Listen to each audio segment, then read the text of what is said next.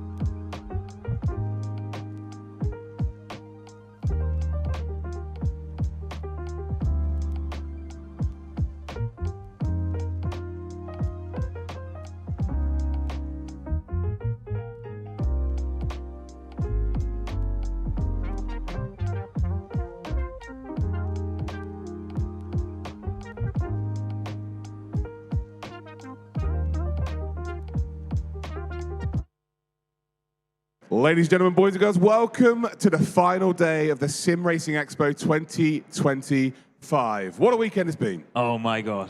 Hi everybody. It's just been amazing, and hopefully today is going to be as well, right? We put all the power in the last hours to make you having the best experience you ever had. Hopefully. Yeah, hopefully. Today we've had a few changes to the schedule. Not that I've annoyed Lena too much with that, but that's another story. But as you can see on your screen, we've got some lovely stuff coming your way. This is the intro, just to let you know, if you didn't know what that was. Yeah, it's nothing happening except for us telling you what is happening today. At 11:30 is going to be the state of sim racing, and no one less but Rory Alexander is going to be here, and Jano Opmeyer, current Formula One Esports champion, 3 times champion already, right? So they going to discuss state of sim racing. It's going to be exciting, hopefully. And Leonie Richter, who is the team manager of Coanda. I've got to say that correctly. I've been saying that wrong for ages. Then we've got Ascher Racing coming over here to talk about their new partnerships with Team Redline, their new partnerships with Simucube, and they're also going to be talking about all of their latest hardware. Exactly, new products upcoming. Also, Oracle Red Bull Sim Racing is going to be at 1 p.m. So that's going to be amazing as well. I heard something about an hexagon challenge there. That's going to be amazing, I guess. Well, I'm not going to be on stage, so I'll let you figure that one out. But yeah, Laura's going to come over here and discuss all of the latest stuff with the Oracle Red Bull Sim Racing team. Also speaking about Sebi Job, who drove Sebastian Vettel's Formula One car earlier this year. Yeah. Looking forward to that. Also, Tim Heinemann is going to show up on stage with Luke together, so this is going to be amazing. Yeah, we have our yearly update where we just come up here and just shoot the shit for half an hour and talk about his year, and he's been racing in some amazing series. He's also going to be talking about his new venture and towards sim racing and producing rigs for people, which is fantastic. Yeah, then we have a FIA update on 3 and 4 o'clock. That's an important time for you to be here because you can win prizes. There's going to be the Sunday quiz with Traction and VPG, and they got a wheel they want to give out. Yeah, they've got the Ford Mustang wheel, the actual wheel that they use in the car. It's a replica of that wheel. We're going to be giving that away to someone who wins the quiz. You need to come over here for 4 p.m. to have that. But that's not the only entertainment for you guys. If you would like to try Project Motor Racing in our rigs up here, between each stage panel, we're going to have a little 10-minute race. So basically, the first 6, when we ask you to go, yeah, I want to race, you can come up here, race against your friends, have a bit of fun. And yeah, it's going to be good. Yeah, that's it, I say, right? Well, I've got to run because I've got to do some commentary. So yeah. Let's go. Have cheers, fun. Guys, cheers.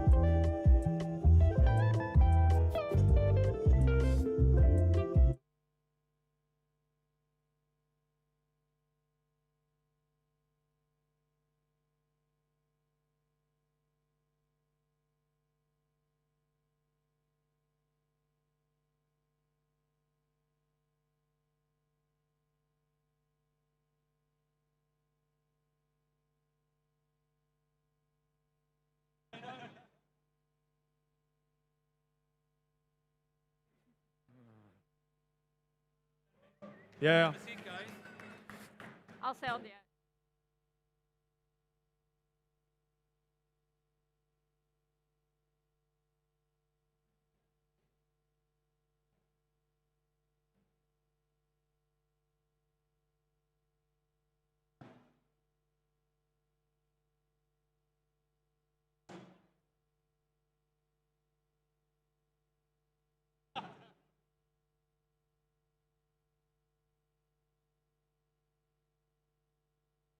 So here we are, everybody. Hi, welcome on stage of SimRacing Expo 2025. We're going to have a little fireside talk, let's call it that way, of state of SimRacing Esports and everything else. Hopefully it's going to be amazing. I'd like to welcome and introduce you guys to Rory Alexander, 300,000 YouTube subscribers I just learned recently. Also, Leonie Richter is there, co-under team manager. Hi, nice to meet you. And Jarno Omer, you probably know him as the current Formula One Esports champion and only 3 times world champion. What can we say? Give a warm hand of applause, everybody. Thank you. Great, so maybe I just said a few words, so maybe you all can just shortly share your stories, tell who you are, introduce yourselves. That would be nice.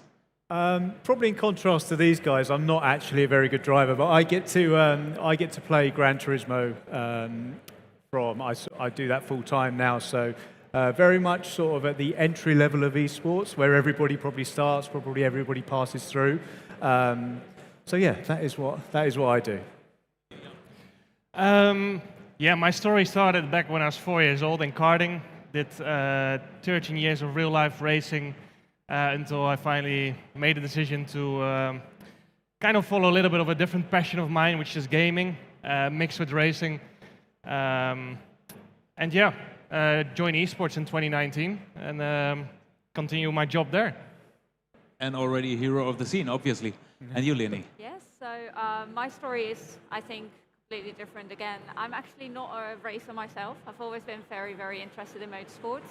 By chance, I actually met the co-under team a couple of years ago in Gronau, where they were situated, and got into sim racing, learned about the world of sim racing, and now here we are a couple of years later, where I've been managing the team for 2 years now. So, yeah.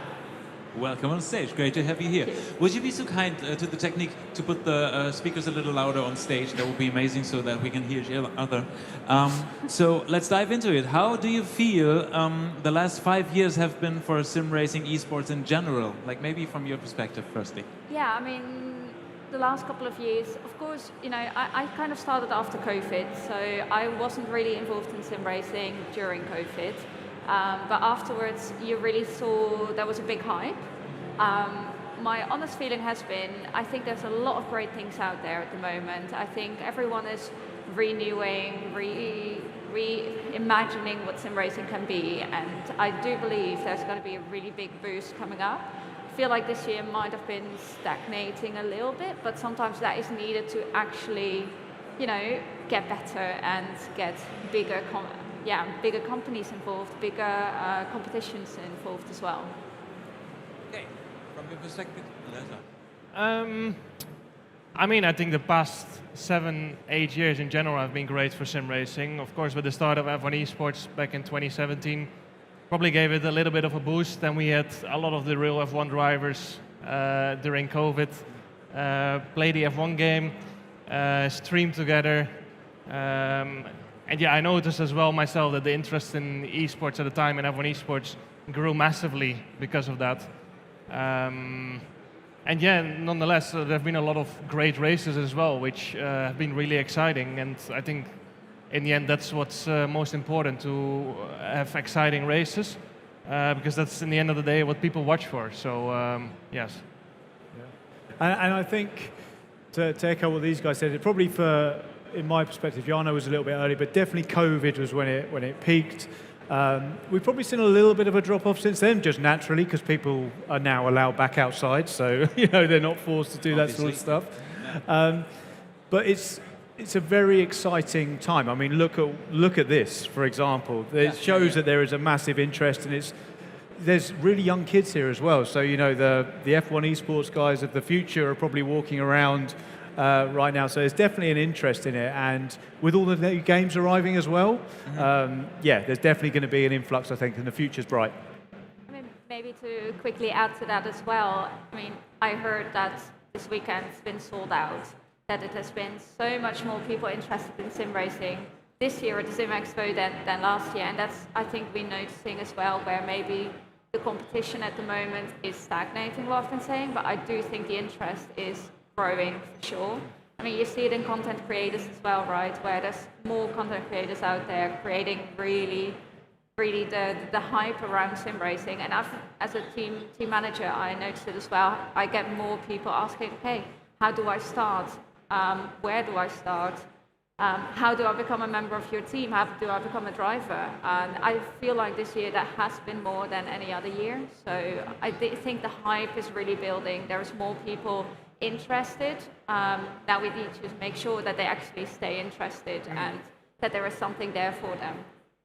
Yeah, I guess you already answered my second question, to be honest. In the last 12 months, do you believe there has been a decline or increase in interests for esports in general? But you already told that there's also, we reached a kind of certain level or kind of a plateau. Do you feel like it is like stagnating somehow, or and we do have like to push even more now, or is it just growing itself? I think we can definitely, we will have to grow. Like, it's not a question of can we have to, and I think definitely it is possible. I think, like I said, sometimes you need to stagnate to rethink a couple of things to be able to push forward again. I think this year was the year where we had to, you know, maybe take a step back, look at everything. How do we want to reorganize maybe some things? But I believe next year is going to be bigger than ever. I hope next year is going to be bigger than ever, but we definitely have the people, the companies, the motivation to make it happen. But I don't know, maybe you have a different opinion. Just let us know. I mean, for me, it's a little bit different, of course. I really focus on the interest there is in the F1 game, in F1 Esports, which ironically sometimes is directly linked to how interesting the real life season is. Yeah. I remember back at the end of 2021, I think I peaked with my viewership, and that was for obvious reasons. So for me, it's a little bit hard to say how, in general, the esports interest has been. But yeah, I guess now the title is heating up a little bit in real F1. Yeah. We might see an increase in interest again. Yeah. I think you know, Jana makes a good point. I think there's almost two streams to this. There's F1 esports, which is the pinnacle, and I think the rest of us need to try and replicate what F1 have done, and we're at a slight disadvantage because we don't have the F1 brand and the F1 name, but I think the interest, there's a golden thread still there that, you know, if F1 could do it, then we can do it. And I mean, we see it with sort of like ESLR1 at Gamers 8 and all this sort of stuff. There's enough money being thrown at this, there's enough eyeballs for some people to think, right, this is a decent commercial opportunity. Maybe there just needs to be more joined up thinking potentially, because there's enough people, but they're all scattered all over the place. So how do we bring them all together? You know, over iRacing, ACC, you know, all these new ones that are coming in. How do we bring it together, bring all those eyeballs together, and sell that as a package to, you know, these big companies who will essentially incentivize the drivers to come to it. You know, we can pay them the way they need to be paid and offer the prizes they need to be, you know, paid if we have the commercials all lined up, like F1 do and that sort of stuff. It is, of course, also the difference in companies that are there. Like, from my own experience, of course, you know, we have Quenda Esports has a partnership with Porsche Motorsport. We have the Porsche Quenda Esports team, which is the official factory team from Porsche in esports. And when you go to the R1 Championship, for example, you have big motorsport brands out there like Porsche, but you also have the esports brands, big teams like Fatality, Mouse, Virtus Pro. So you have also different ideas, different expectations there. For, of course, these bigger teams, the EWC Esports World Cup is super important for the points. For Porsche Motorsport, it is important they can also take their take their relations, take their sponsors to these big events and show how big esports actually is and how it is a part of motorsport, let's say. So there's also these different ideas and stuff that are involved there, and I think this was maybe not the first year, but definitely a year where that came to light, where it is not just sim racing is just not just motorsport anymore. It is also going more towards really esports, more towards here and there gaming as well. So you have to be able to find a way that it is interesting for all companies involved, and I think that is also the way forward. I mean, we see it now with the ERL Championship, where we compete on 5 different platforms. So one of the platforms is GT7, which our team has not done yet, which is only really cool and fun to be involved in. But all of a sudden we need to play on the PlayStation, well, normally we do it in a simulator. So I think these are the ways where you can combine the two in a fun and competitive way. And that's kind of the pushes I've been saying, there needs to be a push. What direction in? I guess that's what we're figuring out. Yeah. Okay, so, but it's pretty much all about combining the different powers and the different players and to find something new. Could you think of other things we could do to grow esports as drivers or team owners? Maybe Janu. As drivers, make it as interesting as possible, of course. But as a driver, sometimes you don't want that. I was more talking about the racing, but okay.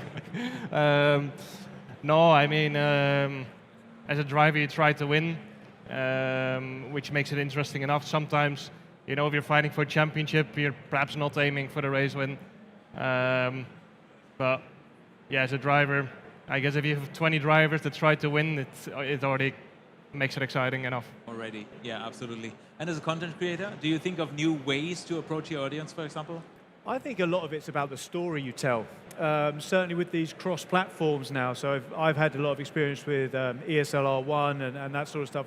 I felt potentially a better story could have been told. It's like the UFC, you've taken one driver who's the best iRacing driver and pitched them against the greatest ACC driver and a race from drivers, and I just felt we could have told that story a little bit better. We even had a couple of the F1 guys in there, I just don't feel we told that story, that everybody flocked from all of here. And I think it needs a little bit more of that, the story, because how much goes into being a driver that I've seen, obviously I've not experienced, but the level that these guys get to is just through absolute commitment, and these guys are doing it 9 till 5 every day, like a real job. And I think that anybody can do it if you have even starting at the lowest level, if you've got a PS5 and a Logitech G29, you can play and get up to this level. So I think that story is something that we're missing, and capturing the audience and, again, capturing that commerciality.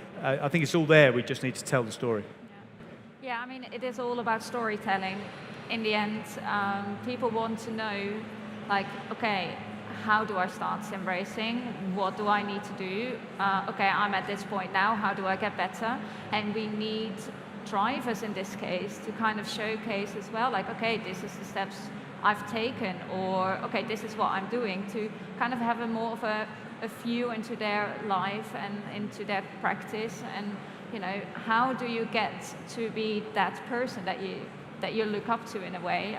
For us, it's a really big topic actually with our drivers as well, where we say, okay, of course, you're entitled to your own private life. However, we would really like to see you more making some content or on your social media where you really show what it is to be a sim racer in, around this time, and what you do, because it is so interesting. For them, it's daily life, and sometimes, they think, oh, it's normal, but of course it is not normal. If I look at people our age, most of them are not sim racers or are not, earning money with doing esports. So it is such an interesting story to tell, and I think that needs to be showcased more, because then you can grab a bigger audience. I think in the end it's all about storytelling and audience size, on how we as teams and drivers can do more to make it a bigger topic in a way. Yeah. Could you think of building more competitions to enhance people's dreams to become sim racers or something like that? More competition is always good. Sorry, more competition is always good. Shouldn't overlap because Sure. you can only do one competition at the same time. So I think, for example, we do a lot of iRacing within our team, and I think iRacing does it really well when it comes to the special events because everyone can participate in their own splits. So I think it was Daytona last year where they had a new record, or this year where they had a new record where there were, correct me if I'm wrong, but over 100 splits. There were thousands and thousands and thousands of people competing, and I think that is really the way to do it. So, you can participate in the same race that a professional sim racer is participating just on your own level, and I think that's where then the commitment comes from, and I want to get better. Next year I want to be in that split, and I think that's something that should be done more in a way, where you can compete in the same competitions that your favorite driver is competing in, just then on your own level. Yeah. You guys think so too, or have anything to add? Just No. with more, I think the concern I would have with more competitions is you're segmenting an audience, you're cutting up the audience, which again, from my old corporate life, makes me think, right, if you've got 100,000 potential people watching, if you split that up over 5 competitions, you're only going to have 20,000. You can only sell 20,000, eyeballs if you're 40,000 eyeballs or whatever. But if you pull it all together, then just the power is so much stronger. And again, F1 Esports probably sits, separate to this. But everything else, if we could find something that was the pinnacle of that, and they're trying it with these cross-platform. But we really need like a flagship event that sits outside F1 Esports to bring everybody else in, and I have no doubt it could be as successful as F1 Esports. Okay, so we've talked a lot about the pros. Let's maybe also look at the cons. What are the current positives and negatives in esport that is helping us progress or indeed stunting the growth? What would you say? He's probably the best person to answer. I think we see this in F1 esports quite a lot. The competitiveness, the secretiveness in decision making for rules, for example. If teams have to vote, they will obviously vote not what's best for the series, but what is best to their advantage. And yeah, that happens quite a lot. But yeah, that's I guess human nature in the end of the day. So. At the same time, the same competitiveness makes it more interesting in other scenarios as well. So, yeah. I think for me, so I've got 2 young boys, 4 and 5 years old. Would it be a viable career for them? Is what I always think. Is the incentive there? Obviously, people like Jarno, this is a bit of a unicorn thing, right? Not everybody's got the success that Jarno has. There's a lot of people who come and go through. So when real life happens, can esports support you? It's kind of like the collegiate athlete thing in America. If you're not going to be an NFL player or something, what are you going to be alongside? And I think we need to sort of, again, going back to the commerciality side of it, sell the product so that it can be an actual, a feasible career for people, because that's the incentive, right, to keep doing it. Because you can't invest all this time in something and then stunt your actual life career or anything like that. So I think that's probably one of the cons of it, potentially, but you'll probably know better than me managing these guys.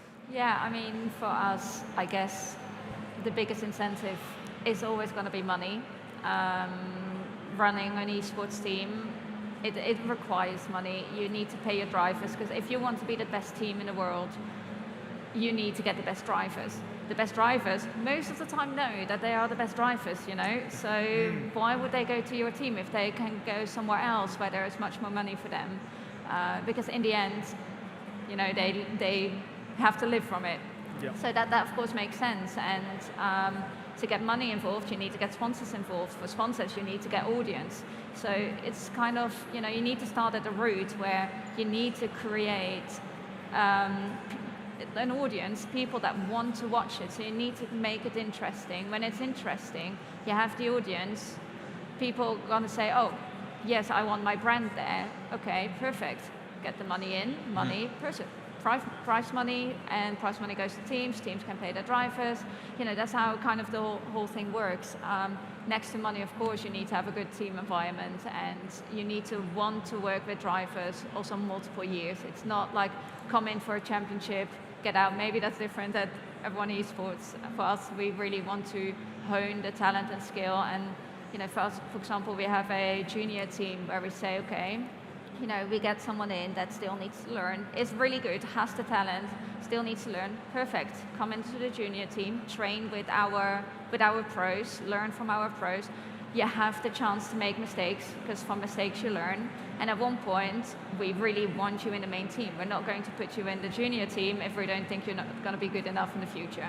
So we really want to create the relationship where drivers also want to stay with us and grow with us and work with us, and kind of find a community as well, because in the end most of them are sitting in their, you know, in their room behind the simulator on their own, and they want to still have that connection to like-minded people, and that's going to be super important too, that there is this community feeling, doing it together, making friends in a way as well. So it's kind of all these different pillars that need to align for it to be successful.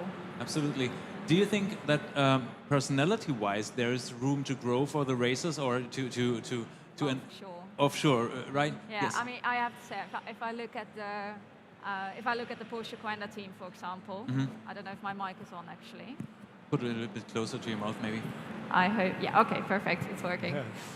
If I look at the Porsche Quenda team, for example, they are so incredible, funny guys. Like, sometimes it doesn't show necessarily on social media, but I get to work with them every single day, and honestly, they have such a good sense of humor. They're so incredibly funny, and sometimes I wish we could really show the others, like, look at this. This is, you know, it's incredible. They're not like, I don't want to stereotype, right? But I still get to hear from a lot of sponsors or potential sponsors, especially, you know, in real motorsport, where they're like, yeah, but they're gamers, you know, they are not social. And I don't want to hear that anymore, because it's not necessarily true. Yes, you know, they are behind the screen, but if you meet them in person, and yes, maybe they're shy in the beginning, but they are so incredibly funny, witted, and, you know, want to talk about things that, you know, they find interesting. So yes, definitely it can be shown more. It's hard, but I think, yeah, if teams were to do that more as well, I think that would really help the whole, you know, stigma around sim racing and really elevate it. Yeah, I think so too, absolutely, because like it's not always the most talented person who's like earning the most, I don't know, vision or something like that, or media interest or something. So find people who also are outgoing somehow or funny, as you said. And are you planning on enhancing this, like in your team, for example, like give special trainings or something like that, or start? Yeah, so we're actually doing that already. Some kind of media training. I do have to say our social media team, also great guys, know exactly, you know, how to work with our drivers and to bring out the best, their best side, let's say. But definitely we're working on that. We're telling them as well, like, hey, especially in times now, it is so important that you tell a story and that companies want to be involved with you, that you can, you know, show them their brand on your channels and that they align with your visions in a way. So definitely something we're working on, something we'll be working on next year as well. Yeah, but I'm actually very curious to hear, you know, as a sim racer yourself, how you think about it, because of course I can tell it from, you know, my management perspective, and I speak to my drivers, and maybe sometimes they don't tell me the truth because, you know, but I would like to hear from your side. I think for a lot of drivers, they obviously practice a lot during the day, and they don't want to be bothered with, you know, making YouTube videos and stuff afterwards. Which, in all fairness, was great for me because I could capitalize on it. So, yeah, I mean, it's a great way to expand your reach and give yourself future opportunities, of course. I understand why a lot of drivers don't want to do it, but at the same time, you know, you're most likely not going to be an esports driver until you're 45 or 50 years old. I don't know, but I don't think I will be. But yeah, there's going to be a life afterwards as well, and you need to prepare for that. So yeah. Do you have any plans for your afterwards life? Not sure yet. Okay, it just came to my mind. What do you think about it? Well, I think, certainly from my perspective, you definitely, from experience, you don't need to be a quick driver to gain an audience, right? Yes, so, obviously. yeah, obviously, thank you. So welcome. But also, if you look at it in the real turf world, you need the total package. So let's take Daniel Ricciardo, for example, right? He had a nightmare for a little while, and teams still wanted him because of the brand that he bought. And I think you can take that down to like a micro level in F1, like esports, for example, if we're talking about that. There's going to be enough quick drivers who could compete at that level, I think. And some teams will, as the competition improves, you're going to find quick drivers who also who people are interested in. Some people are interested in people for different reasons. Like we go Kimi Räikkönen, for example. Like he may not have the most outgoing personality, but there's something about him that people like, and then teams can capitalize on that. Jarno's covered in sponsors here because people want to see it. People want to see what he's doing, what his teammates are doing, how he's getting on with stuff. So it's again that commerciality of it, and it's got to be a total package. Okay. We're heading towards the end. We only have 4 minutes left, so I will come up with my last question.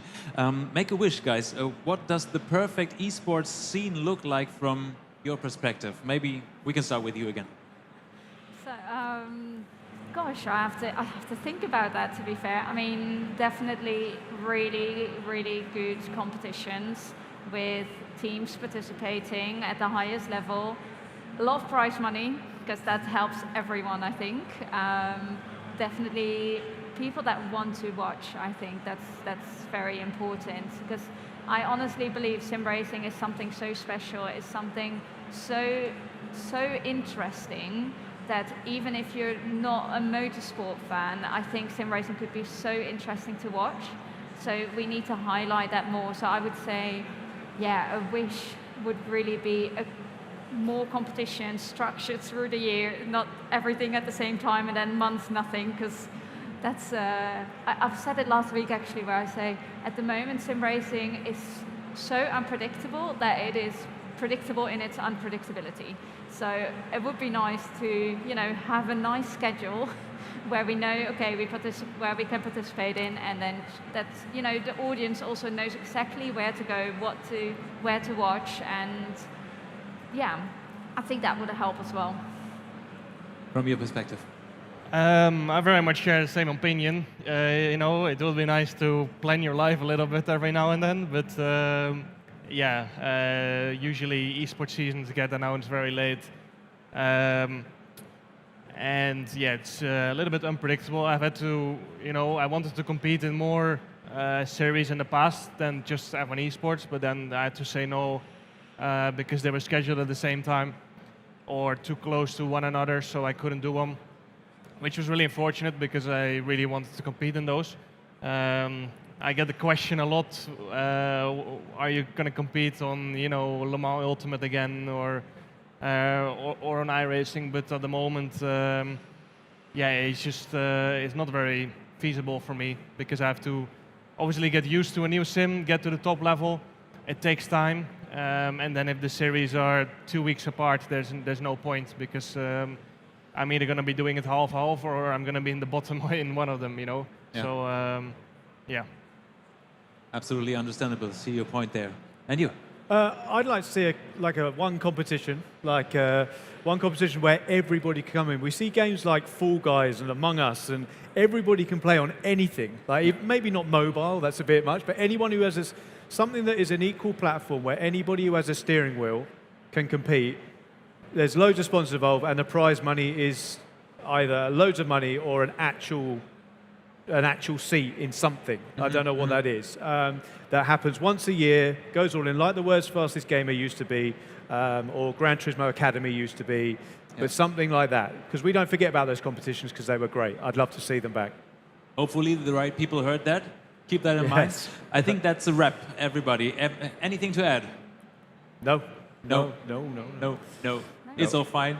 Then I'd say thank you so much for being here. Audience, thank you so much for participating. And you guys maybe want to stick around for just some chit-chat or say hi, autographs, stuff like that.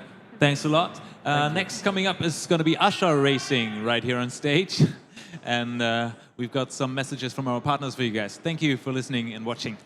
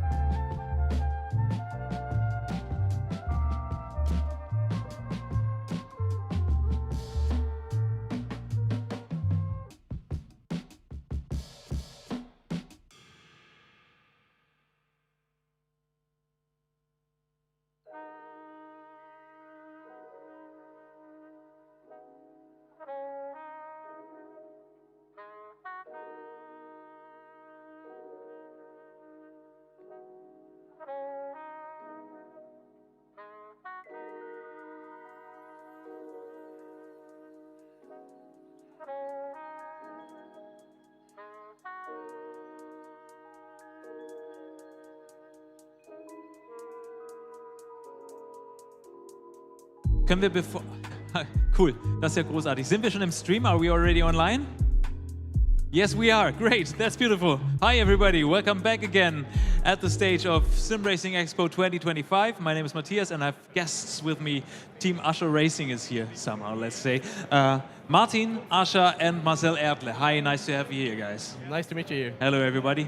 All the audience in the hall, obviously, you're very well invited to come over, but also we have a lot of visitors into the stream, so let's dive into your products and your story. Maybe we can start with the DDU8 storyline.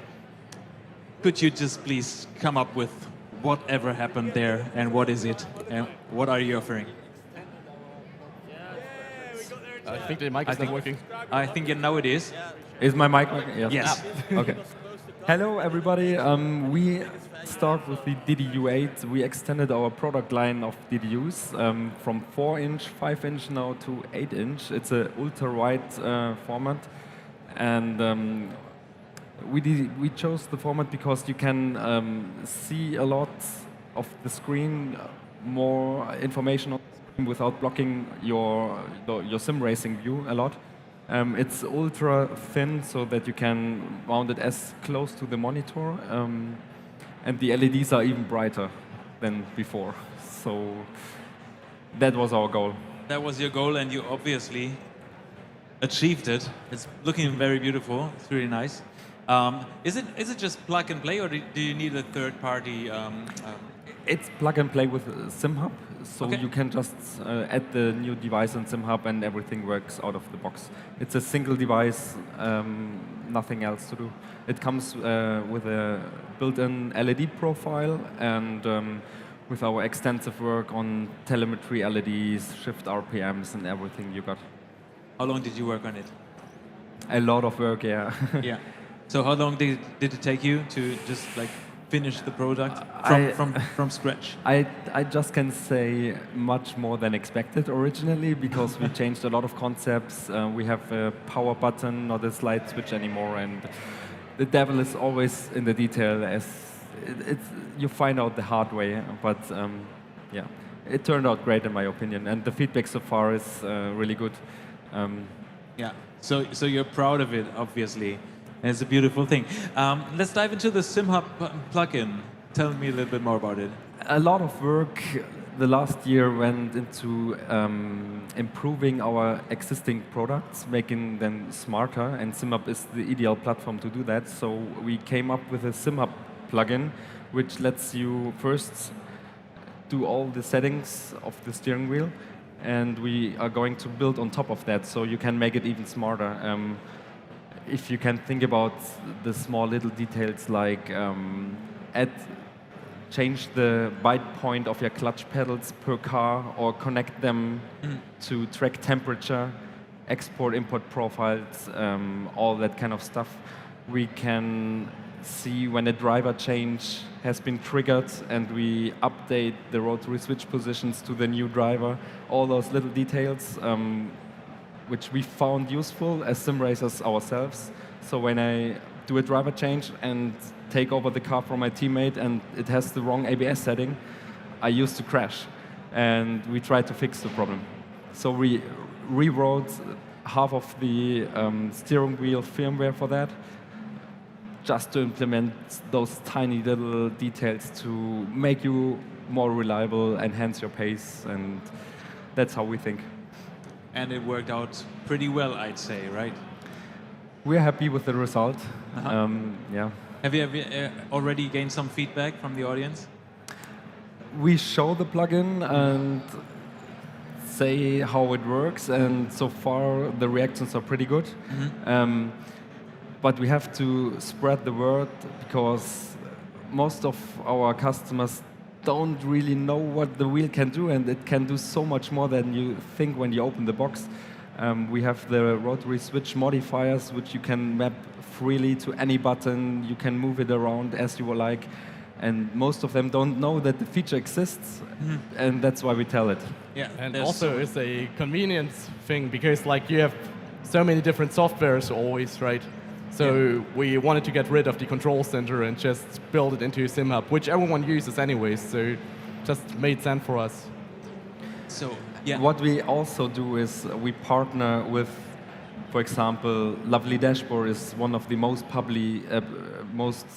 well-known dashboards, and he integrates that kind of special features into his platform, make it visible, make it accessible, and promote it as well. So we work close together on the firmware level as well, and that's how we try to improve existing products on the line as well. Yeah, speaking of Konstantinos, he actually already implemented a dashboard for the 8-inch DDU, which is on display on our booth as well. So, whenever anybody's interested in getting to more details, it's just about to come over to your booth, right? Yeah, I think absolutely. so. We can talk about all the nerd stuff, or just scratch the surface. Yeah, okay. That's beautiful. So everybody's invited. Before we talk about the wheel, which I'm really looking forward to actually, let's dive into the story of Ascher Racing and Team Redline. Could you tell us a little bit more about that?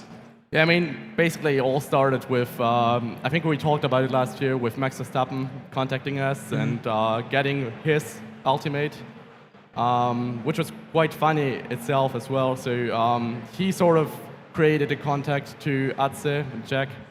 And yeah, I went from there. I mean, it was quite successful. We won the 24-hour of Spa this year with a 1-2 finish, for example. And they've been using the products since, I think it was February, and had no issues whatsoever since then. So super happy to have them as partners, and really looking forward to what they achieve next year. I mean, we're super happy to be partner of one of the best racing teams. They chose us as a supplier for steering wheels, for the technology, for the reliability. And if you get approached by Max Verstappen, that's something to tell. Yeah, absolutely. I totally understand that. Do they come up with like ideas or problems you wouldn't have like thought of and you have to solve them? Like we took like, I don't know, 2 months or something to fix the LED profile because they managed to find like one small error that occurred at like a specific, I don't know what it was, like a specific RPM range or something that just showed up randomly. We never saw that before, so they came up with that.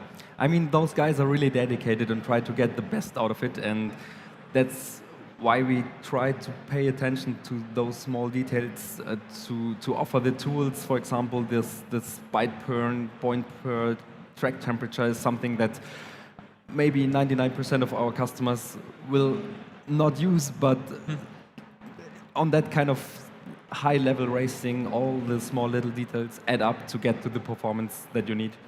And in the end, it all helps. Well, sorry, I didn't want to drop you. Oh, no, it's all good. I mean, we just talked about it backstage, about upcoming products, right? Yes. So we can't tell anything yet, but be assured that Team Redline is going to be part of it, part of the development.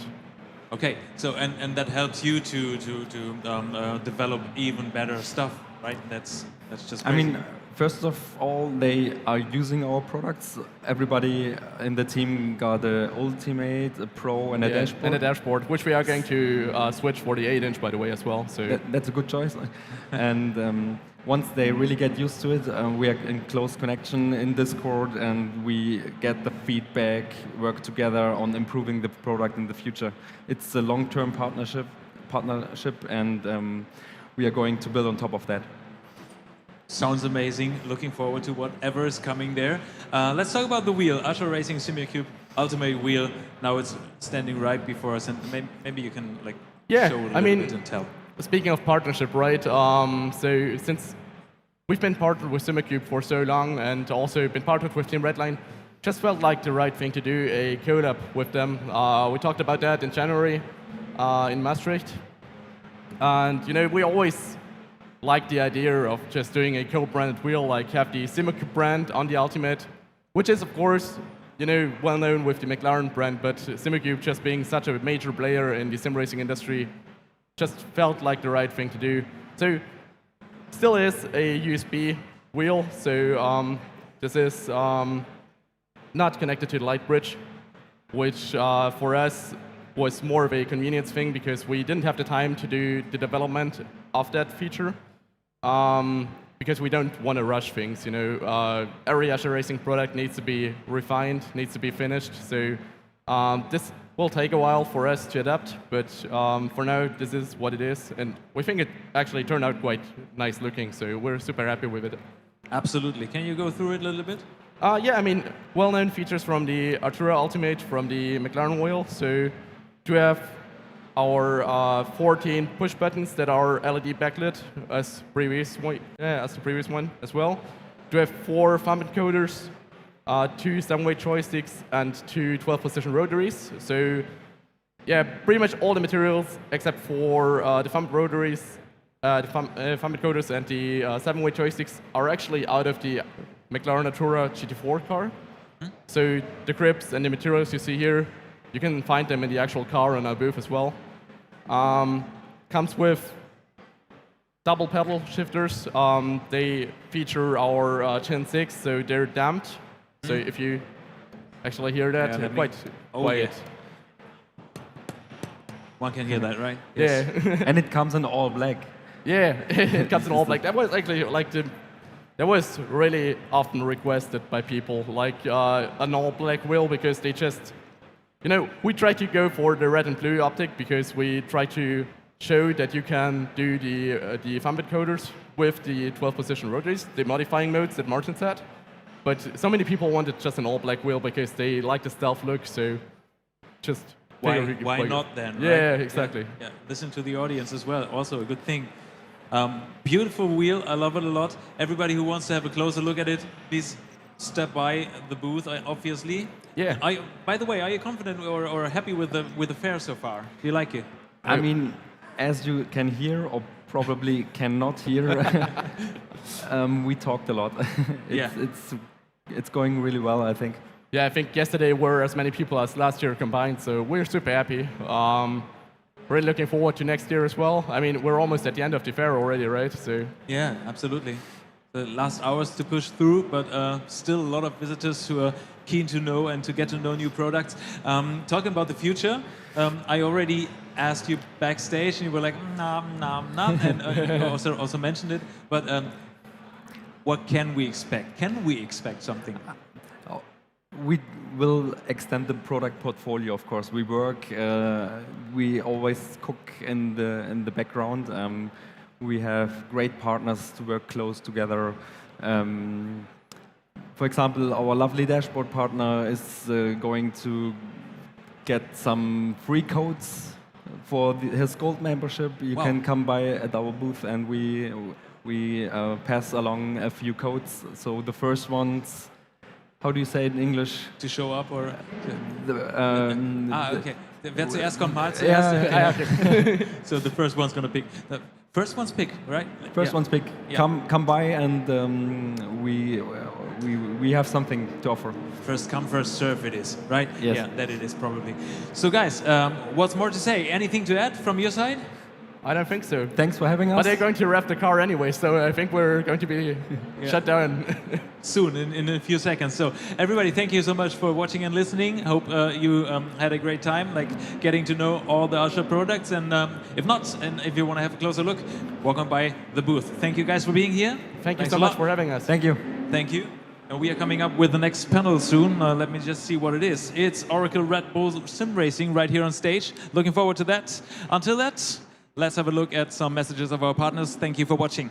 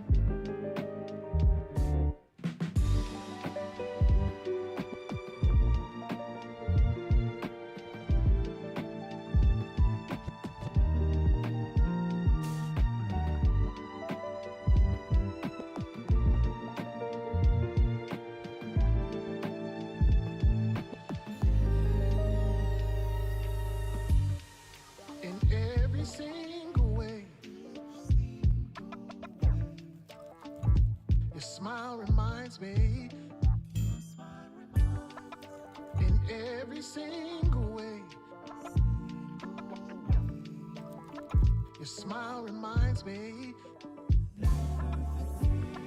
in every single way. Your smile reminds me of the perfect day.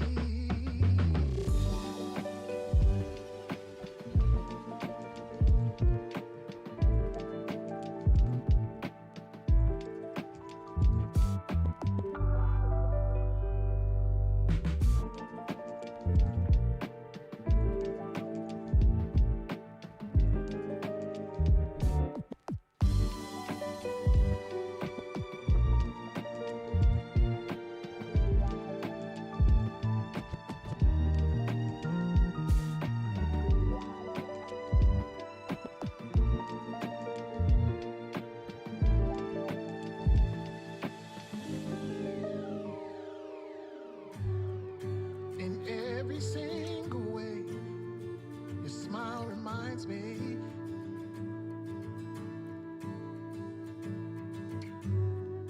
In every single way, your smile reminds me.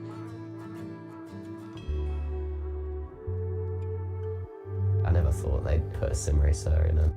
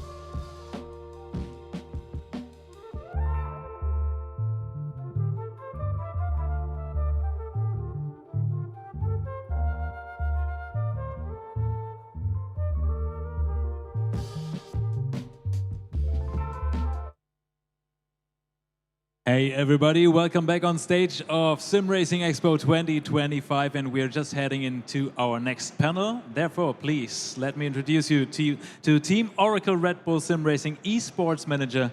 Give it up for Laura Craig.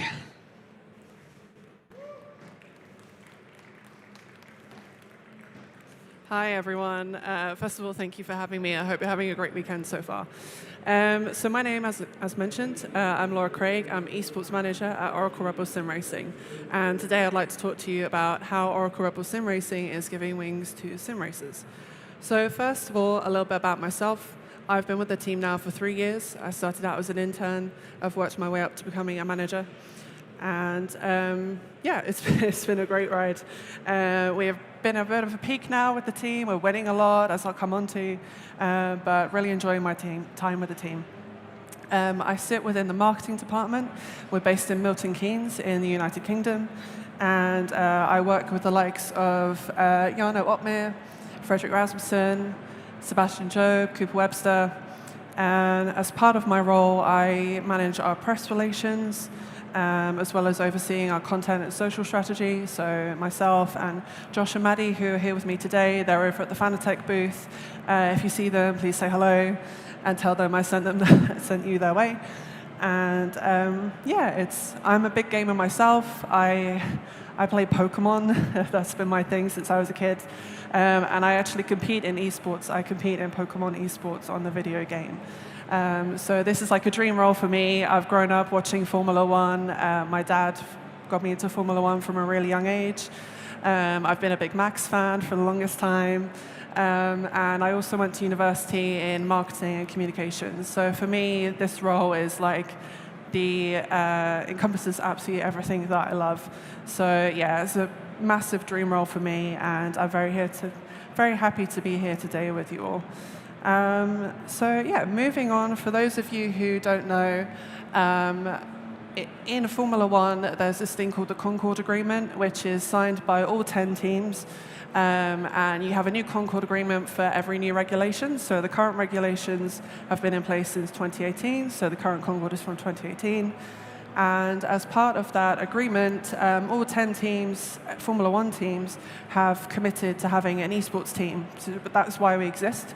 We were formed in 2018 with the goal of winning the Formula One Sim Racing World Championships, sometimes referred to as the F1 Esports Championships. And I'm happy to say that we're the most successful team on the grid. We have just won the Teams Championship and the Drivers Championship with Freddie and Jarno earlier on this year. And we're the only team to have won three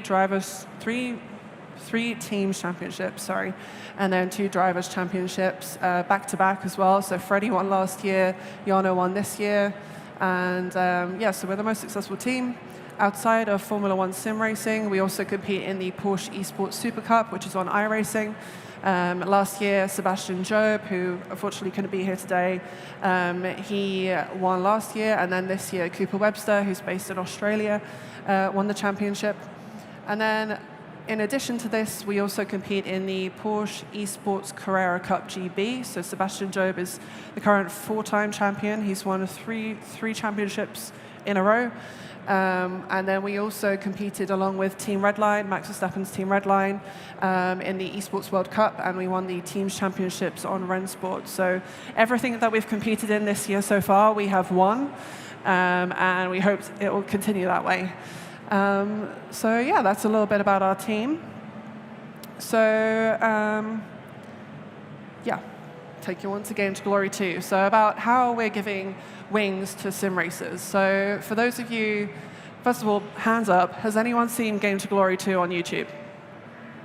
Amazing, so some of you guys already know.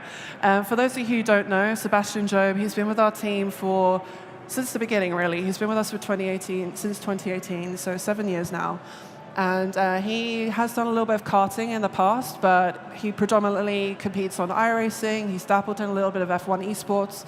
And we at Red Bull Racing, we don't do things in halves. We like to push the boundaries of what's possible. Quite often there's this joke about how we're not an energy drinks brand. We're just doing so many other things in sports. And so we wanted to see, You've got the Gran Turismo movie that's based on a real life. You know, Jan Mardenborough went from the GT World Academy into competing in real life, and he still does to this day. We wanted to see what would happen if we put a sim racer in a Formula One car, which has never been done before. So we took Sebi, who has been with us since the beginning, has a little bit of background in karting, and we put him in a Formula One car. So this series, Game to Glory, this is Game to Glory 2. We completed one series in 2020 when he won his first Porsche Esports Super Cup World Championship. And then the follow-up series came out last year. It's on the Red Bull Racing YouTube channel. There's 4 episodes. He starts off in the Porsche car, which he actually is a world champion in the iRacing equivalent. And then we worked all his way up to taking him in a Formula One car. So I'd like to invite you to watch an episode of Game to Glory with me. If we could have the clip, please. I never thought they'd put a sim racer in an F1 car. We would be crazy enough to do that. Sebastian's come a long way. We've seen how straight away Sebastian was able to perform. Bit of a shock, to be honest. The way he was able to just adapt surprised pretty much everybody here. He's made some big steps already, but stepping into a Formula One car is a quantum leap.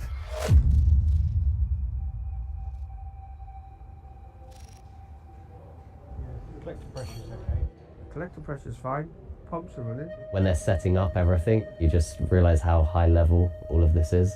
I wanted at least half a bar on here, or over 0.3, and a good nice bar on this one. It's just way beyond anything else. It's the sound that's the scary part, in my opinion. It's when they fire it up, then shit gets real.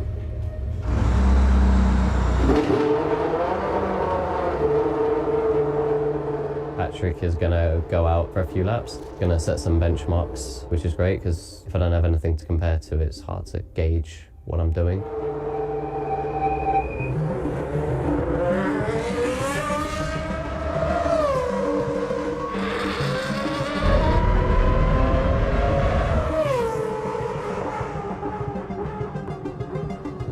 It was an 18.1, and a 17 and a 16.6. Nice job. Good fun. Give me more, baby, give me more. Patrick has more experience at this track than anyone else, so I don't know how close I'll get to those times, but I know it'll be hard. That's the main thing. But now you're gonna jump in the real car. Yeah. In the F1 car. When you go onto the throttle, your face will be like... Yeah. Well, that's what it was like when I saw you come out of the pits. Yeah. I was like, how cool is that? No, it's gonna be great. I have to keep reminding myself how ridiculous this is that I'm doing it. I've driven the Formula 4 and the 3.5. The Formula 4 has around 200 horsepower. The Formula 3.5 has already 500 horsepower. When you've got 1,000 horsepower roughly strapped behind you, will perhaps feel slightly different. He's driving one of the most iconic Formula One cars. When people think of Formula One and the great years of it, it's one of these cars. When I got my first chance to drive an F1 car, it was like, wow. I think every little boy really wants to be a racing driver, don't they? It's been his dream for forever. So, yes, my dream is definitely coming true. Thank you. No, you're doing well. Stepping into a Formula One car, which is the quickest cars in the world, is going to be fascinating. This is by far his biggest challenge. Blankets up, please. Okay, bar up, please.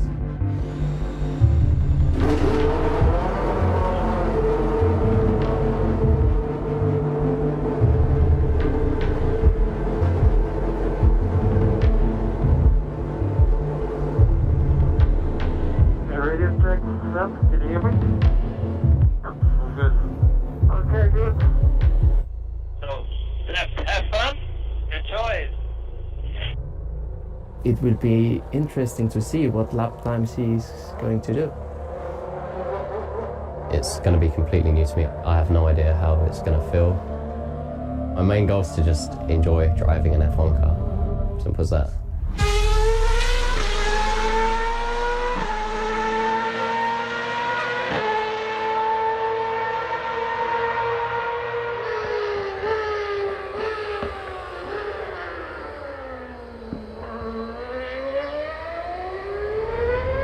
I made sure to go full throttle. And I was like, oh my God, this is insane. When I do it, I'm just like, my body wants me to lift off the throttle because it's so ridiculous, and the sound as well. It's just, yeah, mental.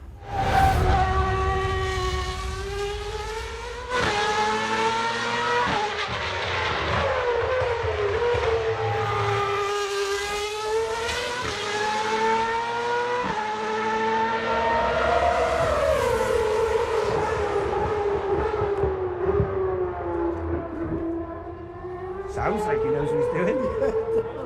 He's not afraid, is he? Good. Yeah, I know. 119. There's a lot of emotions going on when I'm driving, but fear isn't really one of them. It's just this insane adrenaline. Driving at crazy speeds, of course you're going to feel something.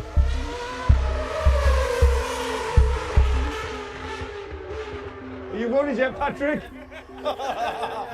No more show runs for you? Oh, good. Oh, good. He will have a big smile on the face. Uh-huh.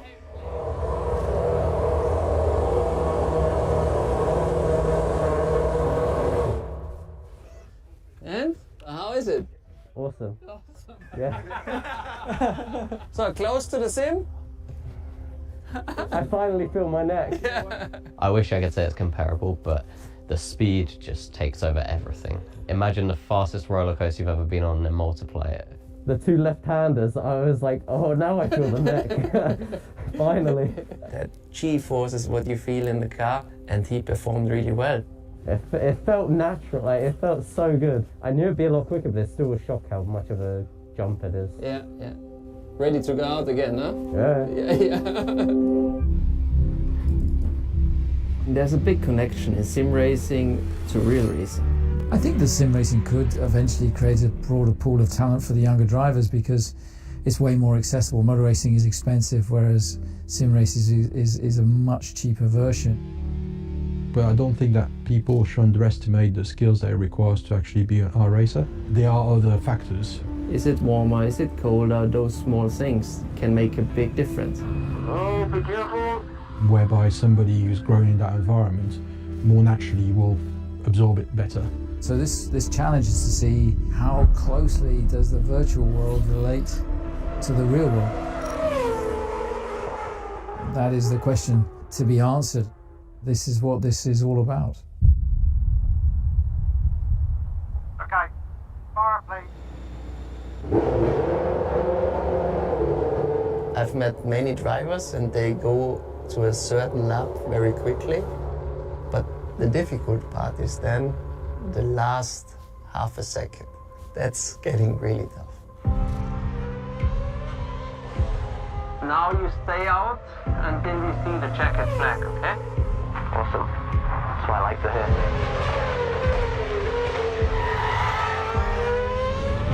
And Oscar. Oh yeah, I could see it. It should be fine, alright? Yeah. He was behind a few seconds on the first lap, but then when you check the data, it was the same pattern as what Patrick was doing, with only like a few meters of braking, but he had the whole fundamentals there. He's starting to get confident. You can hear him trying to pick up air in there up here. You hear it. You'll see in the next laps if he really gets Yeah. comfortable now. And then he got more that feeling of sim racing. After that, he improved every run.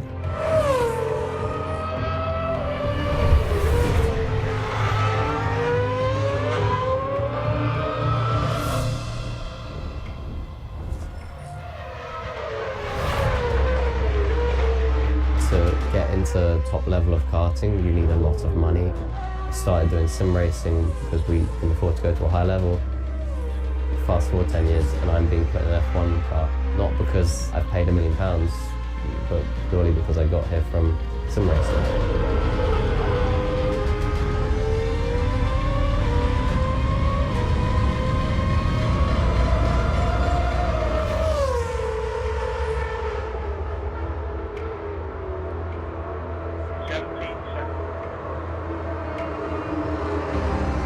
To be able to see him deliver these lap times in these different cars and adapt so quickly, I think a lot of people are very, very proud of him. How was that? Pretty awesome, yeah. This day he will never forget his whole life. To get within virtually a second of the reference time, that is very impressive. The lap time to me isn't super important today. It's more about the fact that I felt very comfortable in it. Well done again. Really good job. Thank you so much. I really appreciate the help. You've been so helpful. The proof in the pudding will be to actually put an racer into a competitive situation. When you're in the middle of the field, it's tough. Honestly, I think he's got a lot of potential, Seb. It'd be great to see Seb actually enter a race. I don't think he would be one of those guys who sits in the middle of the pack either. I think he would definitely be in the top 5 of the Carrera Cup. This test will hopefully lead to further opportunities for Sebastian and hopefully others that demonstrates that the virtual world and reality are only getting closer and closer.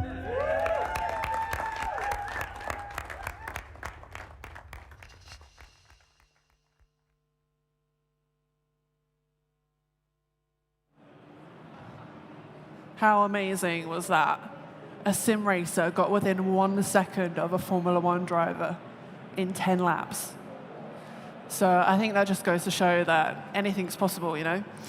So, yeah, Sebi's got a bright future ahead of him. And I'm pleased to share we're in the early stages of producing Game to Glory 3. So keep your eye out for that one. And yeah, if you'd like to watch the other episodes, please head over to the Red Bull Racing YouTube channel. There's a playlist just for the episodes, and then the previous season is also available. Moving swiftly on, in a different sense, we want to talk about how we're giving wings to female sim racers. It's no secret, you know, sim racing is very male-dominated, not just at grassroots, you know, sim racers, but also all the way up to management level. So yeah, we're working with our team partner Rocked, who are on our jersey just here.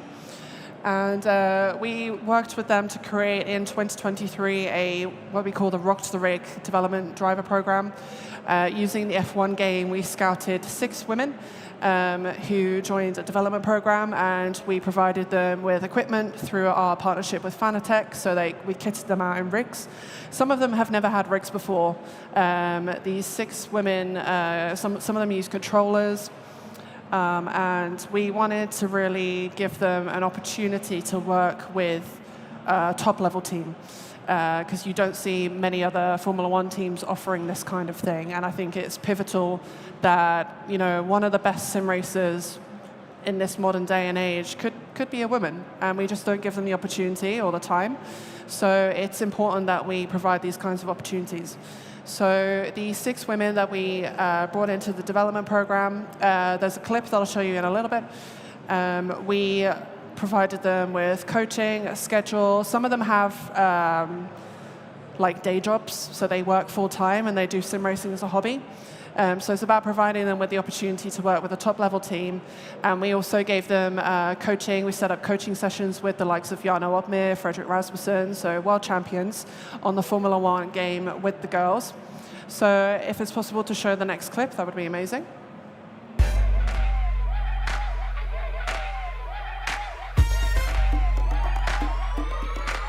The goal of the program is to ultimately encourage more women to try sim racing.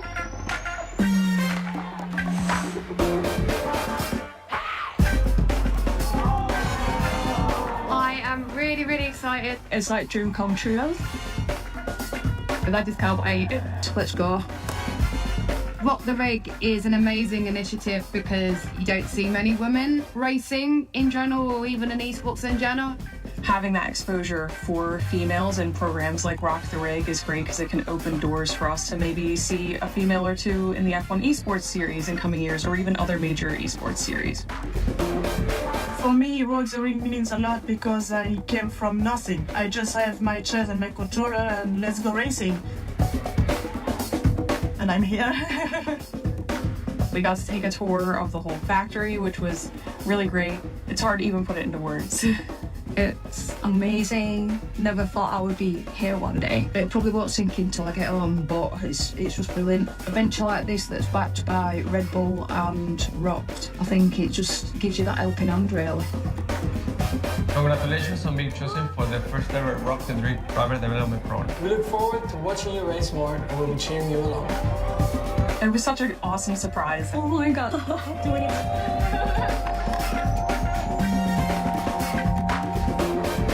When we first stepped into the arena, it was just jaw-dropping. It's like walking into a spaceship, something out of Star Trek. There's all the highest tech. The rigs are all nice and built out. The lighting is absolutely awesome. The thing I'm most excited about this program with Rock the Rig is just having the opportunity to work one-on-one with the esports drivers. They're so good at what they do. They give some really good tips. See, our rig is really huge for me. I never use a steering wheel. In the time that we've had upstairs, I've improved it already. We're giving them the knowledge that they can then take home to improve more and more. I think it's gone really well.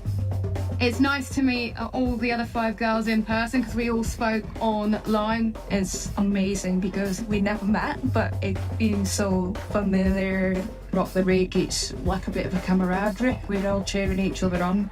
We were from all the country and it's worldwide. Can't wait to get to know them online a bit more once we have those monthly training sessions.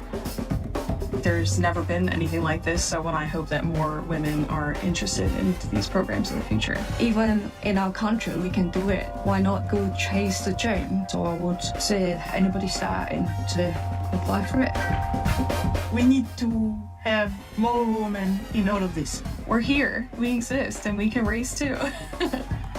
And we want to race. Yeah, exactly.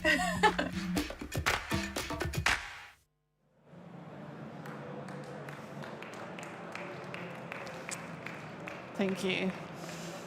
So following the inception of our Rock the Rig development program in 2023, this year we really wanted to take that to the next level. And these 6 girls that you see on the screen here, you might see one familiar face. Anne-Marie was part of that inaugural series in 2023, but these girls are currently competing in the British F4 Esports Championships on iRacing.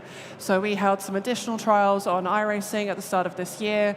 We felt like there were more opportunities to try and get them in a sort of feeder series on iRacing, and we thought the British F4 Championships was the perfect opportunity for that. There are several other Formula One teams that also compete in that series, such as Aston, Ferrari, Alpine, for example. So we really wanted to kind of cement that commitment to giving women and female sim racers an opportunity to compete in a high-level tournament.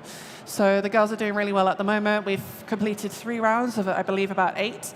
The next round will be this coming Wednesday. We do stream all of the races on our Twitch channel, so feel free to follow us on Twitch. The handle is Red Bull Sim Racing. We also post the results about our team on our Instagram channel, Red Bull Sim Racing, again. So yeah, we're really pleased with how well the girls are doing at the moment. We're solid, sort of midfield to front of the end. Our best result so far is P8 from a grid of about 33, 34 drivers. You get points from P20 and above, so it's not like F1. So we've got a 100% win streak at the moment of scoring points, so I'm hoping to continue that, but it'd be great if you could support the team as well. And yeah, it's a great initiative. It's something really close to my heart. I've been working with the team, as I said, for 3 years, so I've been there since the beginning, and it's great to see kind of what this initiative has evolved into, and it's only going to get better from here, so yeah.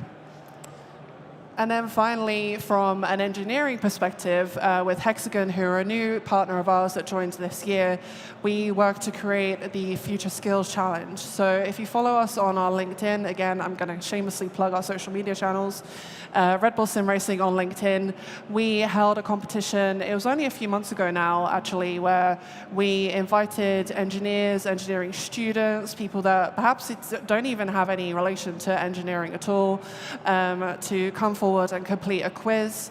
This was in collaboration with Mensa, who create like an IQ test. So Mensa provided some questions. We also added our own questions in terms of, yeah, a whole variety of questions, sort of using different parts of the brain, trying to get you to kind of switch between the two sides of the brain. And these are our three winners. So you might recognize one of them. He's actually was the head of engineering at Kick, one of the other Formula One teams that we compete against in F1 sim racing. The guy in the middle actually works for National Rail, so he had nothing to do with engineering. And then another guy, I can't quite remember off the top of my head, but so it was quite a variety of backgrounds and people that came forward, and there were over 1,000 applicants. So they got invited to the Red Bull Technology Campus for sort of a winner's day in collaboration with Hexagon. And yeah, we hope to be able to hold this competition again in the future. This is just the first year, so we had 1,000 entrants, and I think in the future we'd like to, improve upon that. So if you follow us on Red Bull Sim Racing on our LinkedIn, and you're interested in having a tour at the Red Bull Technology Campus that doesn't come around very often as a prize, or if you'd like to meet Sebastian Job and any of our sim racers, then please feel free to follow us. But so across, Game to Glory, providing sim racers with the opportunity to actually put their skills into a Formula One car, the development of our all-female team, providing engineers with the opportunity to work with the team. Overall, I think at Red Bull Sim Racing, we're offering, as best we can, opportunities for many different backgrounds, socioeconomic backgrounds, to work with the team and provide experiences to be able to work with a high-performing team. And I think it's super important because there are going to be underprivileged people that deserve to work with the team, and we're all for that. It is the future. We feel like sim racing is the future of Formula One. It's no secret that Max Verstappen, he's an avid sim racer. He's got Team Redline, who we work closely with. And he's working really hard to get sim racers in those cars, and that's something we're working on too. So yeah, thank you for joining us, and I hope you enjoy the rest of your weekend. And please follow our social media channels, Red Bull Sim Racing, and I hope you enjoy the rest of your weekend. Thanks so much. Laura Craig, Esports Manager of Oracle Red Bull Sim Racing Team. Thanks a lot. Make sure you follow all the channels. And now let me just tell you that our next panel is coming up on 2. Tim Heinemann is going to be here together with Luke Crane over there, already waving. He's going to share a lot of his story of the last years and probably also gives an outlook of what is coming up next. So make sure you be here at 2. See you then. Until that, we have some messages from our partners. So enjoy. Thank you for being here. All the best.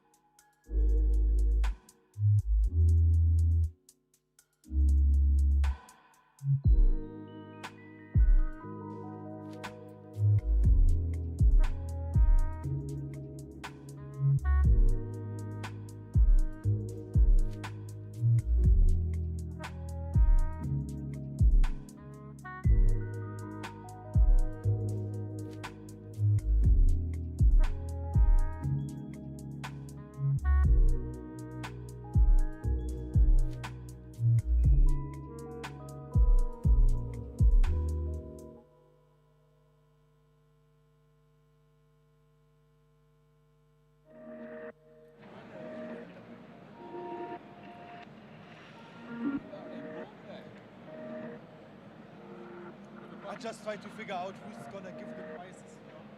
Because obviously I cannot.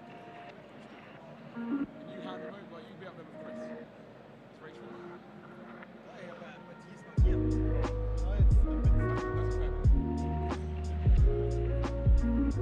because also nobody usually puts the prizes on stage. That is also very true. But maybe just say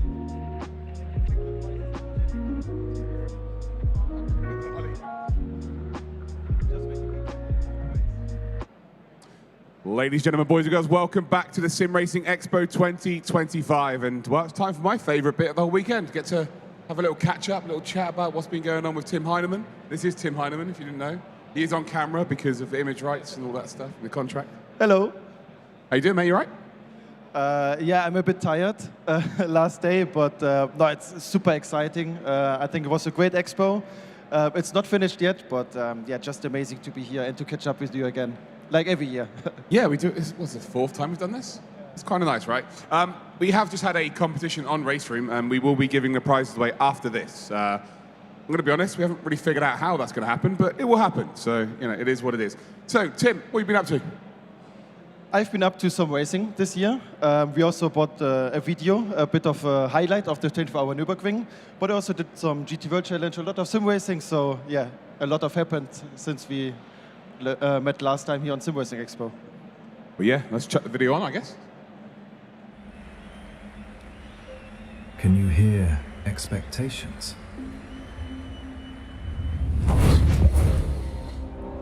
They buzz through the air before the lights go green. Some are ours. Some belong to the 280,000 fans circling the Nordschleife. All of them are loud.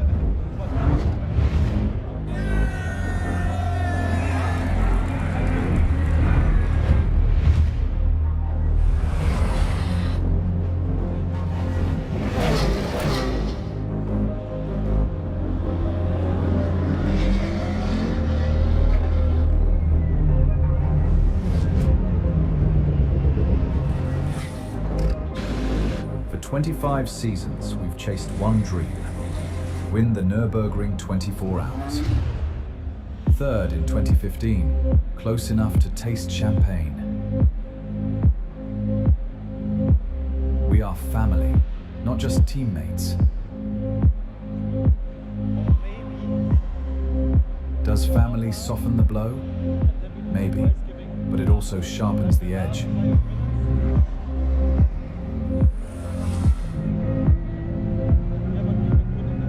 Because no one wants to let family down. The ring bullies tires, bruises egos, never forgets.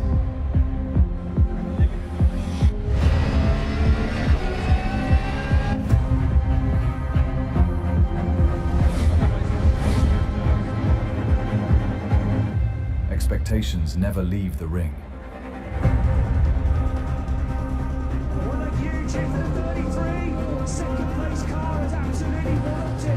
They'll wait here next year.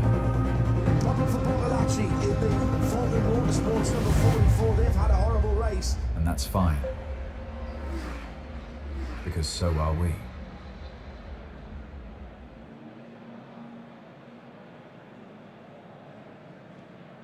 Well, there's a key word there, right? Expectations. Obviously, you've been in real-world racing for a while now. You know, the whole sim racing protege coming in is kind of faded away a touch because this is now your profession. What has it been like dealing with those expectations? Yeah, of course, it's a lot of pressure. In the end, it's kind of the same like in sim racing, because when you do a big competition with a lot of prize money and so on, the team also expects a lot from the driver. In real racing, for sure, it's even more.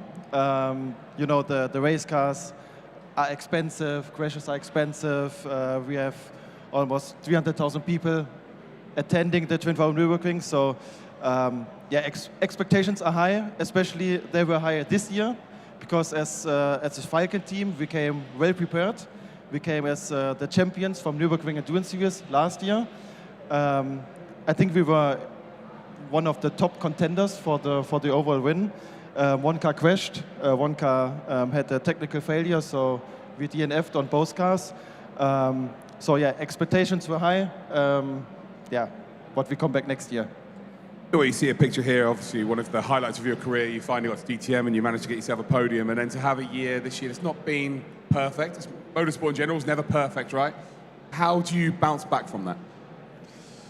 Yeah, I mean, of course, it's never easy to bounce back from like a down. Like you said, it's always an up and down in motorsport, like in sim racing as well. I mean, looking back at DTM, it was super nice to be on the podium already in Oschersleben, because after that I felt a bit of a relief. Yeah, the pressure just came down a bit. In the end, maybe it wasn't good to already have such a good result in Oschersleben. It would have been nicer to have it at the end of the season to really step up, to build up results. Because now looking back at the results, it looks a bit not so nice, let's say, because in Hockenheim, for example, we DNF'd in both races. So it wasn't a nice ending of the season. But yeah, that's how it is.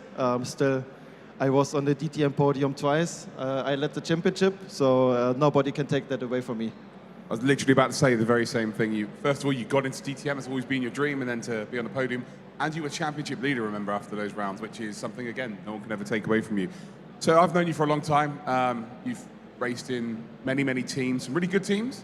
But I would say you've never raced for a team that are extremely established and expected to go out there and win. That must have brought its own challenges this year. Yeah, I mean, I would like to drive for this big teams like Mantai, for example. But it's not like I go there and I'm like, I would like to drive for you, and then I drive there. It's always a bit more complicated, a lot of politics involved as well. But still, I mean, I'm lucky enough to have driven for some really good teams. Like to be involved in the Falcon program now for the third year already. Next year I will drive there as well. So it's nice to be part of such a good and established project. But also like Herbert, for example, the CNGT World Challenge. Also the racing I did together with Toyota and DTM Trophy. It's not like that they are not good teams, but I get the point that it's not like the proper top team. But this is what I'm working on. This would be the next step to really be in such a factory lineup to fight for overall victories in pro category.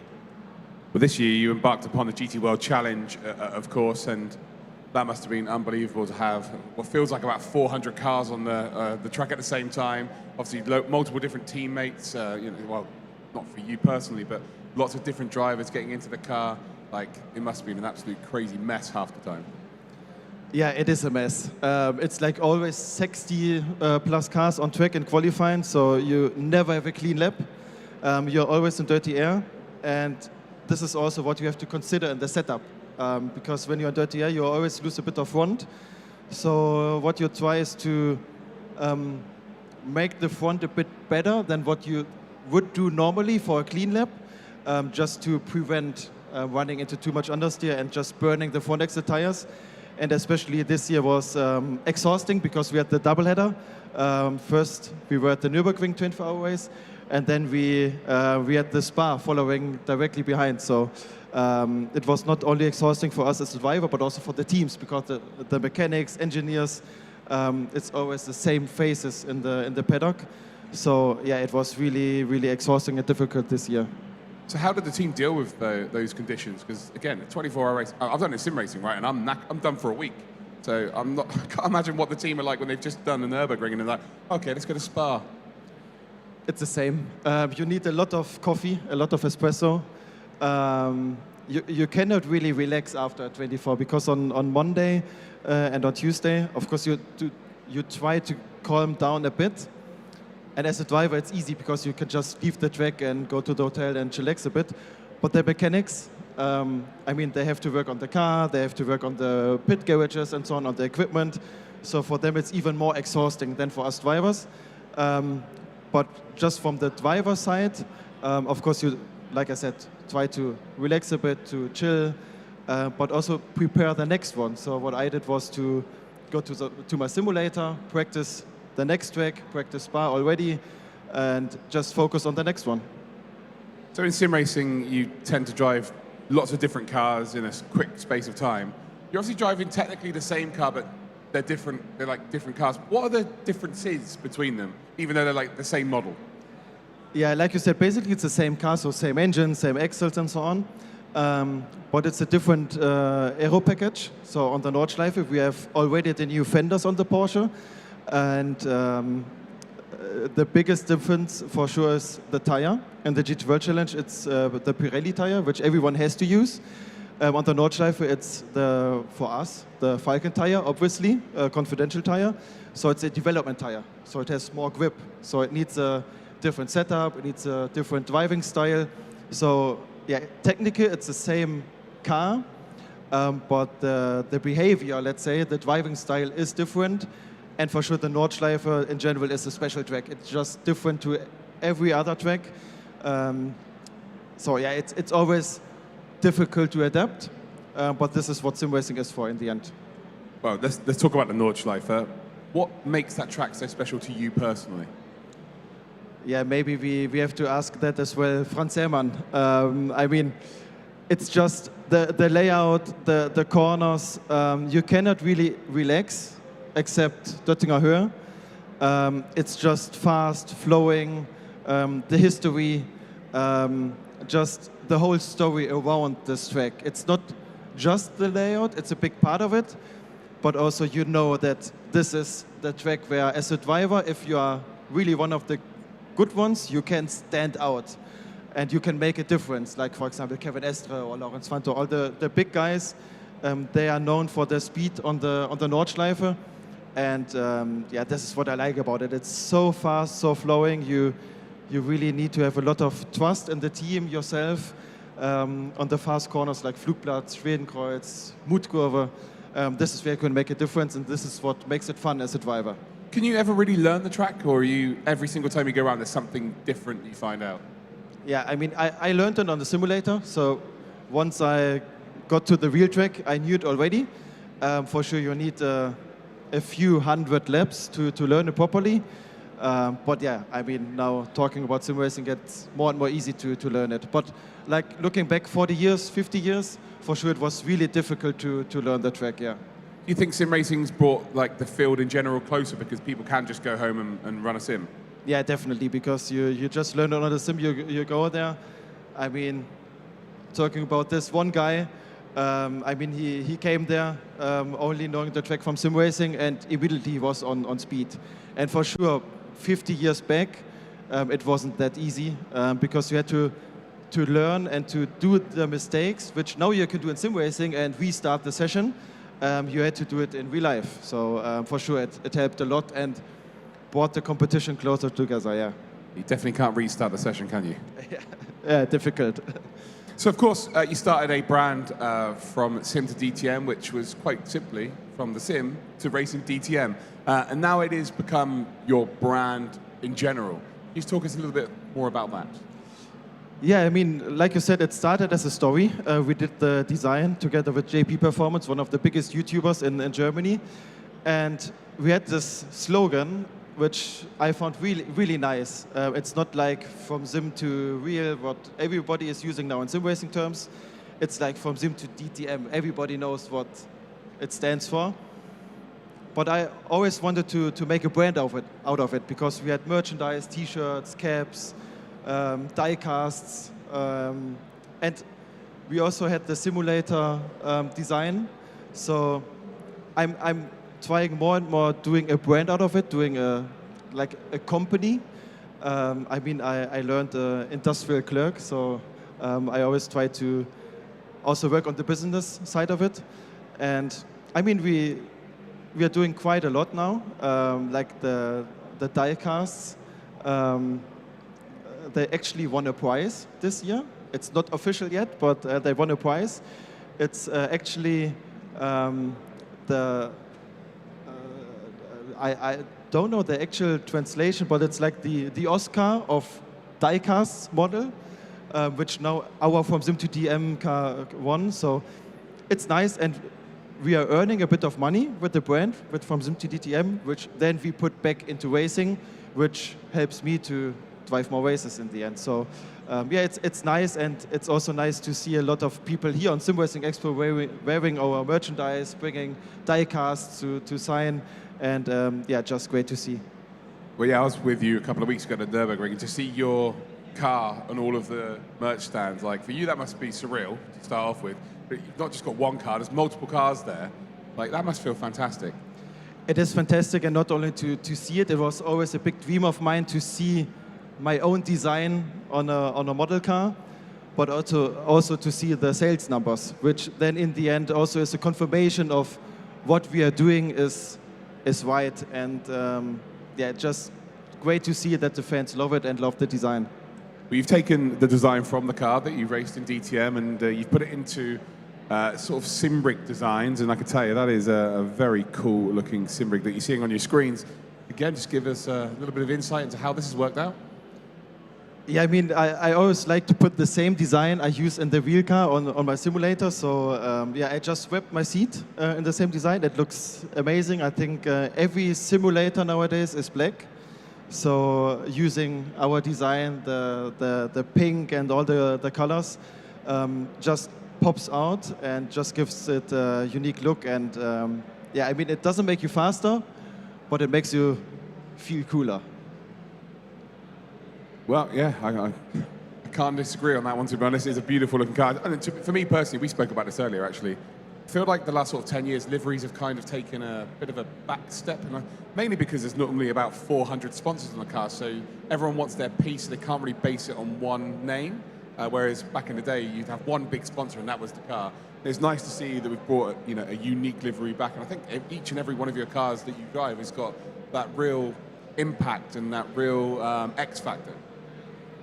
Yeah, I think the design is very important for a race car, and also for DTM it was a big fight. Like our company's boss from KW, Klaus Wohlfahrt, he wanted to have just the white car and put all the company logos on it, and that's it. And I think this is also what's happening in motorsports in general, that companies just have too much impact on the design. And in my opinion, a design should be done by a designer and not by a company sponsoring the car. So it was a big fight. In the end, luckily, our design was made, like I said, by JP Performance, who did an incredible job. And yeah, of course, the sponsors, the logos somehow have to be on the car. But I think when you do a unique design, it also helps to just promote the companies and the brands, because when the cars look all the same, if there's a different logo on the car, nobody cares. But if we have a special car, a special design, which everybody loves, also the logos are seeing more often. Yeah, absolutely. And again, it's not just about aesthetically how the rig looks. Of course, you're putting a lot of work into everything going into these sim rigs. A sim racer at heart, that's where you began, so you know what people are looking for. This is your new business venture. Time to sell the business. It's not really a business, it's more like a hobby. I mean, being in the paddock, you get to know all the racing drivers, and of course they know my story and they are asking a lot of questions. What setup do I have to buy? How do I set it up? And this is where I'm trying to help them. Of course I have like my sponsors, the company I work for, like Raceroom, Track Time, Ascher. These are the brands I like to use. But to build a simulator for a real racing driver, you have to use original components, like the original racing seat, the original steering wheel, the original dashboard. And this is what I try to do. And this is what I did for my own simulator. So I am using the original Racetech seat from the Porsche. I am using the dashboard. I am using the middle console with all the same buttons. I am using the steering wheel to make me feel that I'm sitting in the real racing car. I even put seat belts on my simulator just to have the same feeling. And I measured my whole cockpit from the real racing car. I got all the data from the engineers. So the force feedback, the brake pedal. I mean, I'm fortunate enough to have a SimCube active pedal. So it all feels the same. I feel the ABS, all the Newton meters, the torque is the same. So this is what I'm trying to help all my real racing driver colleagues, because a lot of them are fast in real life, but they don't have a clue about how to build a simulator. And yeah, this is where I'm stepping in. I have this, like I said, small hobby manufactory where I try to help them. And yeah, it's a fun business, and yeah, just apart from racing and my normal business, my daily job is just a fun project. Well, you just touched upon your partners that you're working with. Of course, you are working with Ascher Racing and SimuCube. How important is it to be working with the best in the business? Yeah, I mean, they are not only partners, I'm also involved in development. And actually, it's funny because for SimuCube, maybe you remember last year, I tried to become a partner of SimuCube for some days. And actually, it's not like they approached me and give me money and then I'm a partner. I wanted to be a partner of SimuCube because I went there and I said, you have the best products, which I like to use. I want to be involved. I want to be involved in development. I think I can help you to improve the products. So yeah, I was lucky enough to be involved in the development of SimuCube 3 as well. I have it at home for a few weeks already. I'm doing my profiles. I'm giving away my profiles for every user. And it's the same with Ascher. We are talking about new products, how to improve design, how to make it more like in the real racing car. So yeah, I'm really excited to see what's coming in the future. Of course, I cannot talk about it, but yeah, it's just nice to be involved and to be a partner of this really big brands in sim racing and to shape the future for the sim racers. SimuCube just there. They said you can tell us everything. Like Yeah. everything you I want. have to be careful now. Joanna will. She will kill you.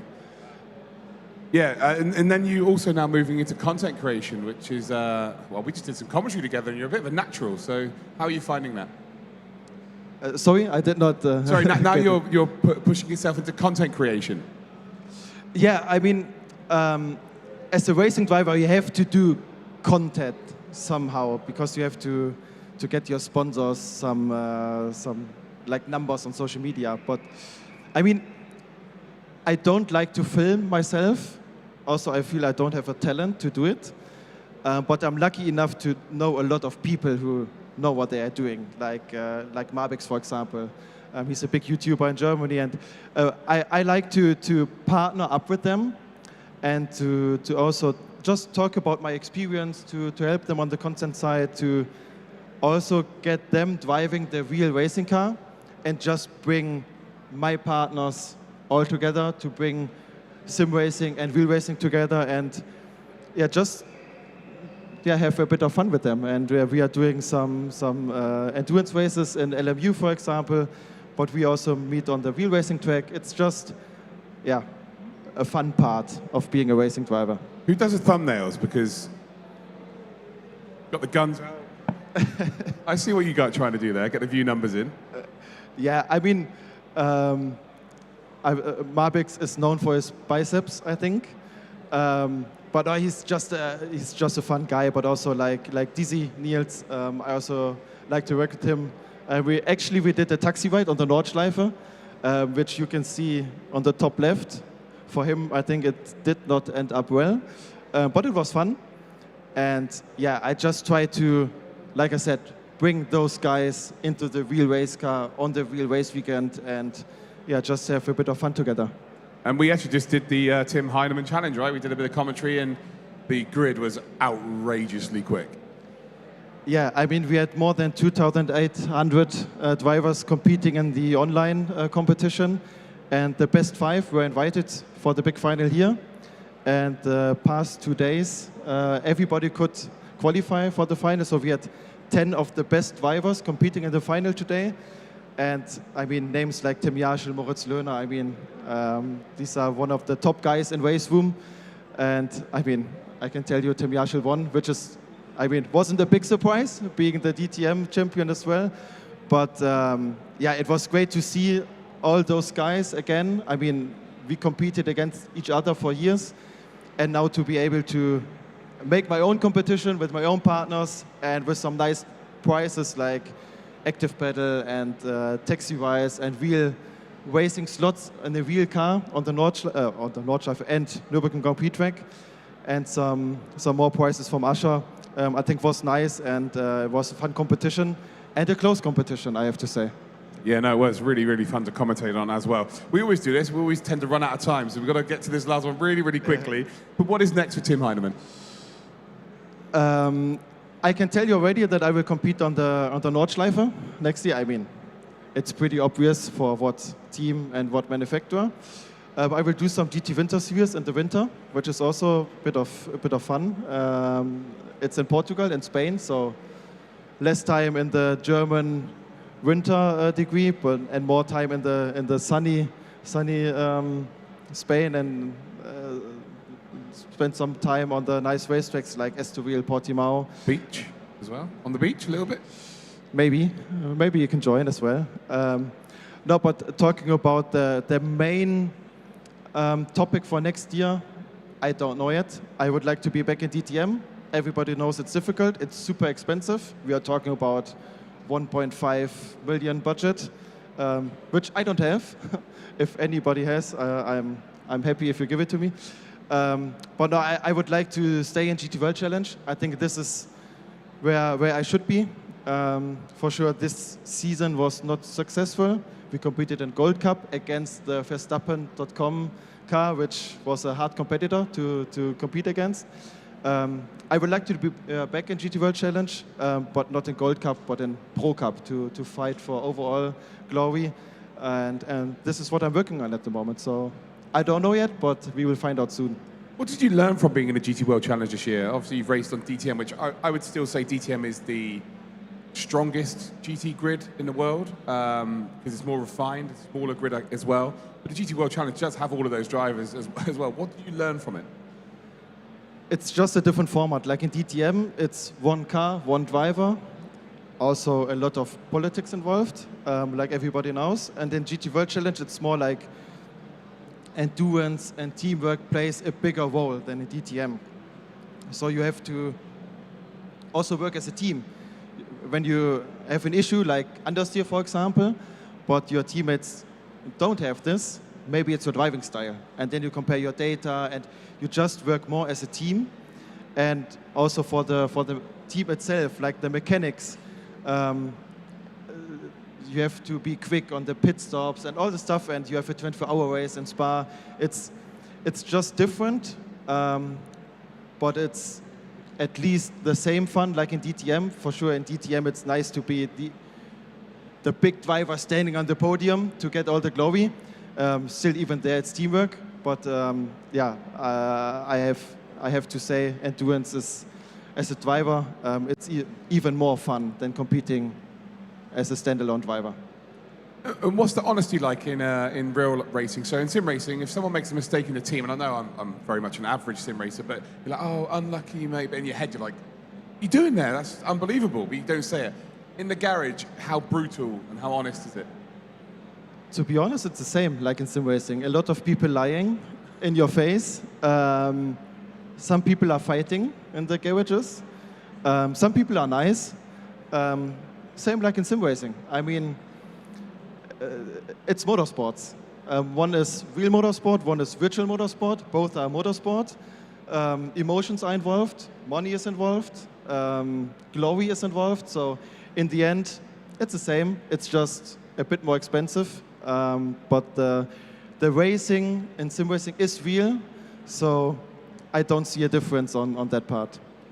And to any aspiring sim racers who, to be fair, want to become real racing drivers, more and more of that is happening, as you know. You're obviously proof of that. What tips would you give them to try and fulfill their dreams? Yeah, try your best, improve, and never give up. It sounds simple and it sounds random, but in the end, it's true. I mean, also my story, it was not like that I got picked up by somebody and they put me in DTM. I worked for it, and it was a 10-year project in the end. And I started with test rides, track days, then I worked as an instructor, then I did racing in ASEAN, like a smaller championship in Germany, then it was VLAN, then it was GT4, and then it ended in DTM and now GT World Challenge. So also I try to build it up, and I think this is what you have to work on as a sim racer. Nobody will pick you up here and put you in the real racing car. You have to work for it, and this is, I think, what the people have to understand.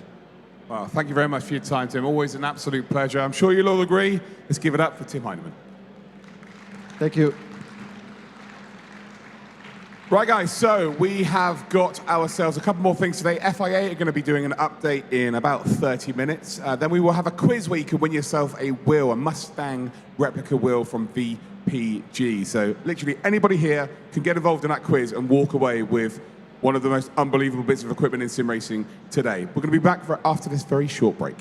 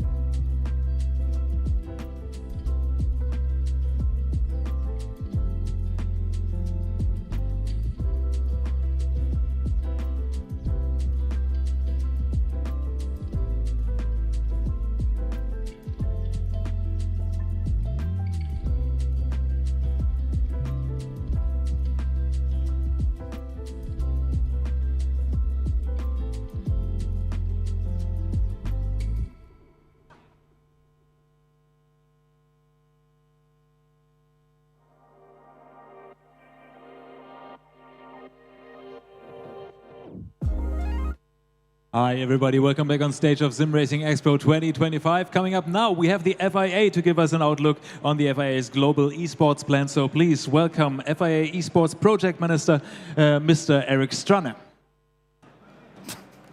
Optimism.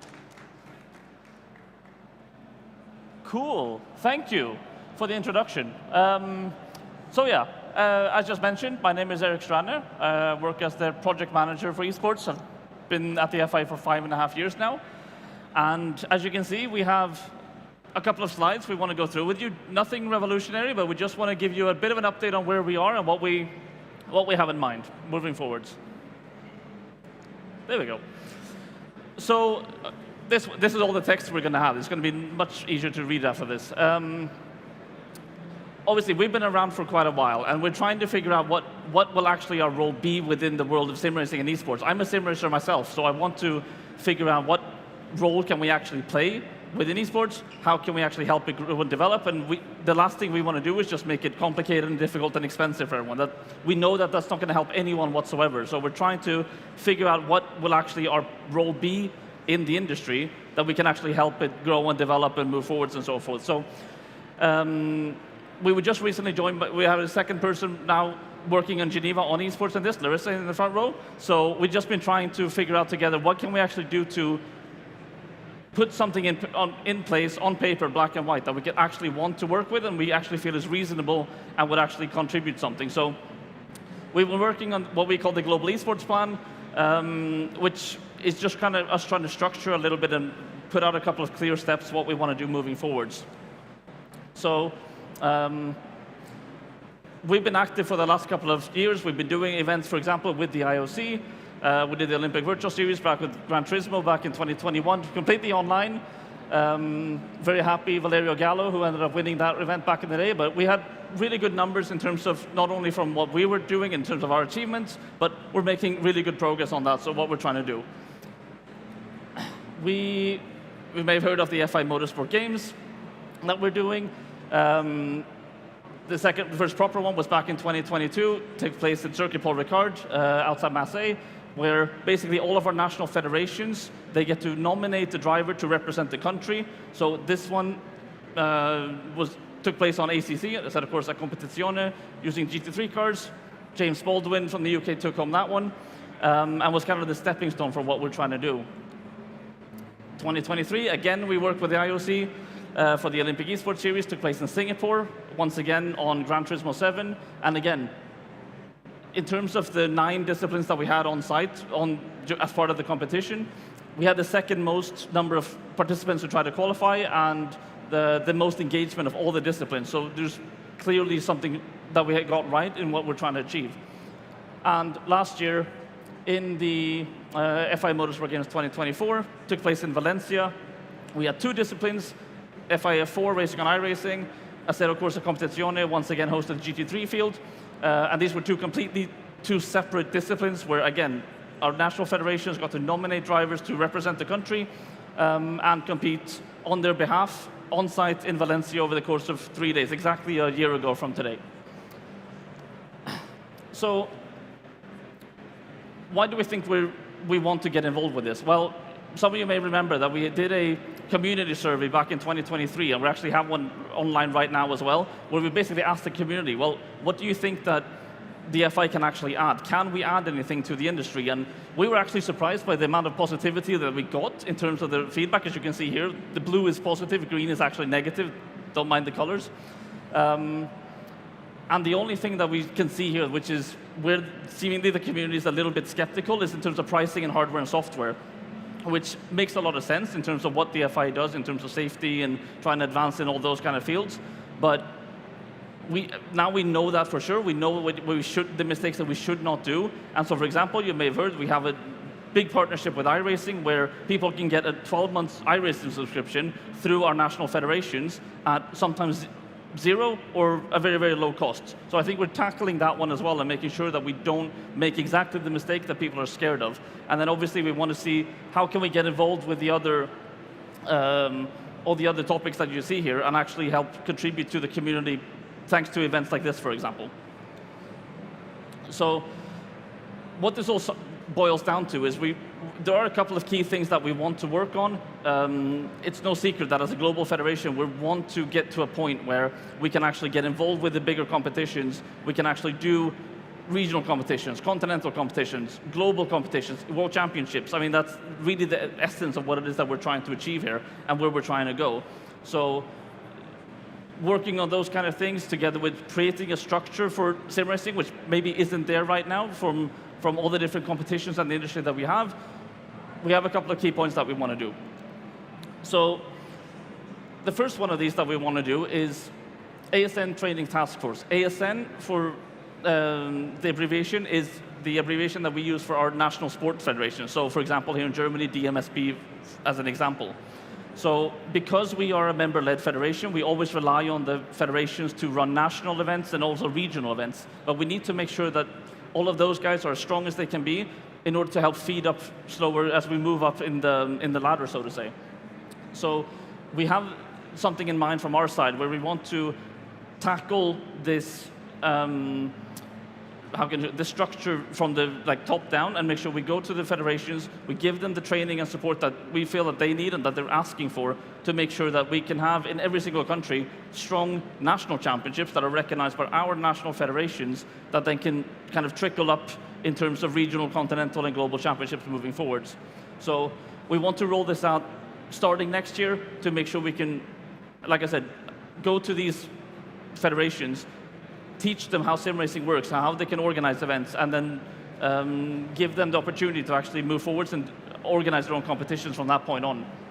So we have a bit of a framework of what it is that we want to train them, not going through the list in particular, but it's teaching them about the industry. How do you actually organize an event? What are the things you need to think about? How do you do training? How do you do marketing within sim racing? All these kind of things which these federations know how to do in the real world, but maybe they don't know how to do it within the ecosystem that is sim racing and esports. So we want to make sure that we can give them a bit of more understanding, a bit of knowledge sharing, and also for them to understand, well, these are the things you can take on board from traditional motorsport, and these are the things you need to adapt and learn a little bit when it comes to sim racing and esports. And the good thing is that we have 146 of these federations all around the world, and most of them are active, and they are doing some kind of sim racing, some kind of esports activity from their own side. So we did a survey just now a couple of weeks ago where we had 93 answers from 88 federations, and most of them are actively doing something. And further to what I said about the iRacing codes, for example, where you can get a 12-month subscription through your federation, we have 96 of them who are currently active and distributing these codes as well. So if you don't already have an iRacing subscription, reaching out to your national federation is a good way to get involved with iRacing and try it out, because we know it's cost prohibitive and hopefully get more people into motorsport. That also reflects on the platforms that all the federations are using. I mean, we have a strong partnership with iRacing, therefore there's a lot of PC-based activity, but we always, of course, we also encourage them to work on the other platforms. Obviously, consoles are more easily accessible and easier to get into and cheaper for that matter as well. So we're trying to make sure that we can go away from only PC and only iRacing and kind of spread a little bit more on the different games and platforms that we have on the market today. Yeah, and again, like I just said, we know that iRacing is heavily used among the federations, and there's a couple of interesting answers. Richard Bird's Rally is on there, Live for Speed is on there, so there's a big variety in what the federations are doing as well, but you have the main ones. You have iRacing, you have ACC, you have the original Assetto Corsa, the usual kind of suspects in terms of what our federations are doing in terms of organizing activities. So, being a sports federation, we're trying to figure out, like I said in the beginning, where do we actually fit into the entire industry? What can we actually contribute with? And with that kind of integrity and what the FI brand is worth, we're trying to figure out what does that actually apply to in sim racing, and how can we take what we know from real-world motorsport and apply it directly, and what do we need to adapt? So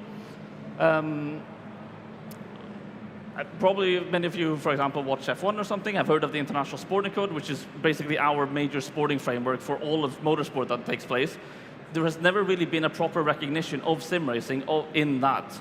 So what we did, we spent a lot of time last year to develop a completely separate appendix to the code specifically focused on sim racing, which basically will create the structure and the format for how a sim racing competition should be organized according to an FI standard. And it's very much taken directly from the normal international sporting code, but there's obviously a lot of things that need to be changed and adapted in the case of sim racing. So that was approved in December 2024, and it's been live since then, and we've been able to organize a couple of competitions using that framework. We had some updates that took place in July of this year via an online vote from our board. And we're trying to see what we can do towards the end of the year to maybe continue adapting it. Maybe it's going to be a 2026 project as well, but we want to create probably a standalone sporting framework, international esports code, or whatever you want to call it, which is actually completely dedicated from scratch and actually targets sim racing specifically. So that's something we're working on, and hopefully we can have that ready. I mean, next year we should be able to properly have something rolled out. So, like I said, talking about the structure side of things, we see that we can split the activities that we do and that we're engaged in into lots of different levels. So today, like I said, we've had the FI Motorsport Games for the last couple of years. We have the project with the Olympics and the IOC, and we have these regional and national events that we support, but maybe do not directly FI sanction as such, which is why we need to work on this international sporting code and the appendix to make sure we have the adequate framework. The good thing is you can see on level 2 is that you see it says 2025, and the good thing is during the course of this year, especially the second half of the year, we have actually had a couple of competitions that have been registered with us, hosted by our national federations on a regional level. We're at 5 in total, or will have had 5 in total: North Central America, South America, and we will have one in Africa and 2 in Asia Pacific. So we're making good progress towards actually applying this and bringing the world of sim racing into a slightly more structured position, if you will. And so what we're working on is what can we do in terms of getting to a point where we can have fully FI sanctioned esports competitions, so we can actually use the FI brand and the logo in relation to whatever event it might be. We're trying to work on something that should hopefully take place this year. So hopefully there's going to be an announcement coming in a week or two. But it goes to show that we're making good progress. It started basically in summer, and from now on, hopefully it can only grow from where we are right now. But we're making good progress. And again, like I said, with the structure side of things, we want to make sure that we can actually figure anything out to start on the national level, regional level, continental level, and then up on a global world championship level. That's the final target of what we're trying to achieve here. Does it mean we're only going to do one world championship? I think the community says that we can definitely do more if it's across different games, if it's across different platforms, whatever it might be. But at the end of the day, we need to have a structure where we involve our national federations from the beginning, and then everything trickles into regional, continental, and global championship from that point out. One point that we get a lot of feedback on from the national federations is the topic of officials.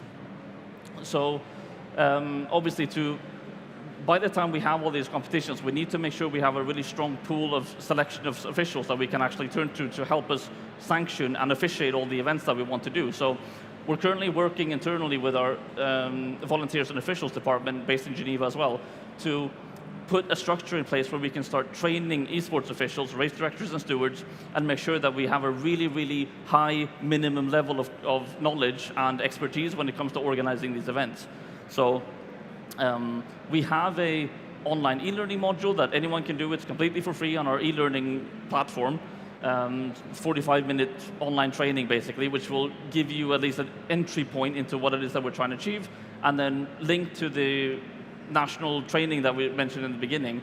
We can roll this out and roll out these trainings as well moving forwards for officials to make sure, again, that we have officials that we know are competent and reliable and that we can use to sanction all of the competitions, as you saw on the previous slide. Oh, never mind that one. So we're trying to figure out what it is that we're trying to do for the FI Motorsport Games as well. 2026 should be coming. We're working on that. We have an idea, but it's taking a little bit of time to make sure that all that works out. But that's something to keep an eye on as well moving forwards. So as you may have noticed, we don't really have a lot of events. 4 events over the last 4 years is not really that much that we have in mind, right? So we're trying to figure out a way that we can actually open up to the community a little bit more and understand from organizers, partners, and so on, what it is that we can actually bring to the table and actually, contribute in terms of organizing events, right? So what we have in mind, these slides are old, so ignore the timeline at the bottom there, but we want to basically have an online RFP or a tender process where we will go to market and say, okay, this is what the FI has to offer, but obviously we need help to actually organize and operate the events, right? So we're trying to figure out who in the market can help us host either it's regional events or national events or even global and world championship events, and get to that point where we can work with the community instead of creating new championships all the time, and hopefully bringing that added value into the community, into the ecosystem, and hopefully instead of only adding more things to what there already is a lot of, actually take what's there and help grow and develop that. So from our side, obviously, we have the sporting, the regulatory, the governance, and all of that kind of stuff, but we're not an event organizer, so we need to work with third-party companies and to make sure we can have help with venues, that we get the equipment to make sure that everything is operated correctly, to help us with the commercial side, with the sponsorship side, with the communication side, with the broadcasting side. From our side, we need help with all of those kind of things. So this is something which we hope will be launching probably early next year as a completely public, open to anyone to submit a bid. And then we're going to have to wait and see what happens with that. Let's see. I think I need to do that, because I think there's... OK, no, wrong button. So in short, there's the kind of 3 main points that we want to work on. We need to continue developing and helping our national federations grow, and we need to help them become strong, because without a strong national base of competition, we're never going to get anywhere moving forwards and up in the ladder. Because, I mean, as you saw on the slide before, national, regional, continental, global, that's the step that we have to follow, and it's a natural progression ladder as well for someone who wants to advance in their sim racing career, if you will. So we need to make sure that those national championships are as strong as we can possibly make them. We have a couple of things on the sporting side that we know we need to grow and develop. We need to make sure we have a strong fundamental sporting framework that we can actually work with and make sure which is applicable to sim racing, and it's not just a copy-paste from the real world, because we know it doesn't always work. And we need to make sure that we can find organizers and partners to help us organize those kind of events and help grow the industry together. And then last but not least, on the commercial side, obviously, what can we do in terms of providing, for example, the companies here to bring them more visibility, help us grow the industry together and get more reach and visibility for the industry all in total, and make sure we can actually, like I said, bring added value to the industry rather than only making things more complicated, because that's honestly the last thing we want to do. I think that was the last slide, so yeah, that's everything from us. We have if anyone has questions, we have an esports@fi.com email address, where if you have comments, thoughts, questions, of course, you can reach out to us. We also have an online community survey which is live, which we encourage all of you to please provide your answers, because it really, really does help us a lot in terms of telling us what the community wants and who the community is to help us grow and develop and moving forwards. So if you see that survey, please take 5 minutes and fill that out. It's going to be open towards the end of this month, and then we will be presenting the key findings sometime early next year. So thank you all for your time. Hope it was interesting, and look forward to speaking to you soon again. Thank you very much, Eric Strane of the FIA, for this brief outlook on the global esports plan. Everybody, last panel of the show is going to be a big one, because we have something for you. Actually, VPG has something for you. It is going to be the Ford Mustang Sim Racing wheel, and it's going to be given to you in a quiz. And the quiz is going to be right here on stage at 4 o'clock. So make sure you're going to be here at 4. Thank you so much for participating and watching, and see you back again at 4. Until then, we have some messages from our partners, and thank you. See you.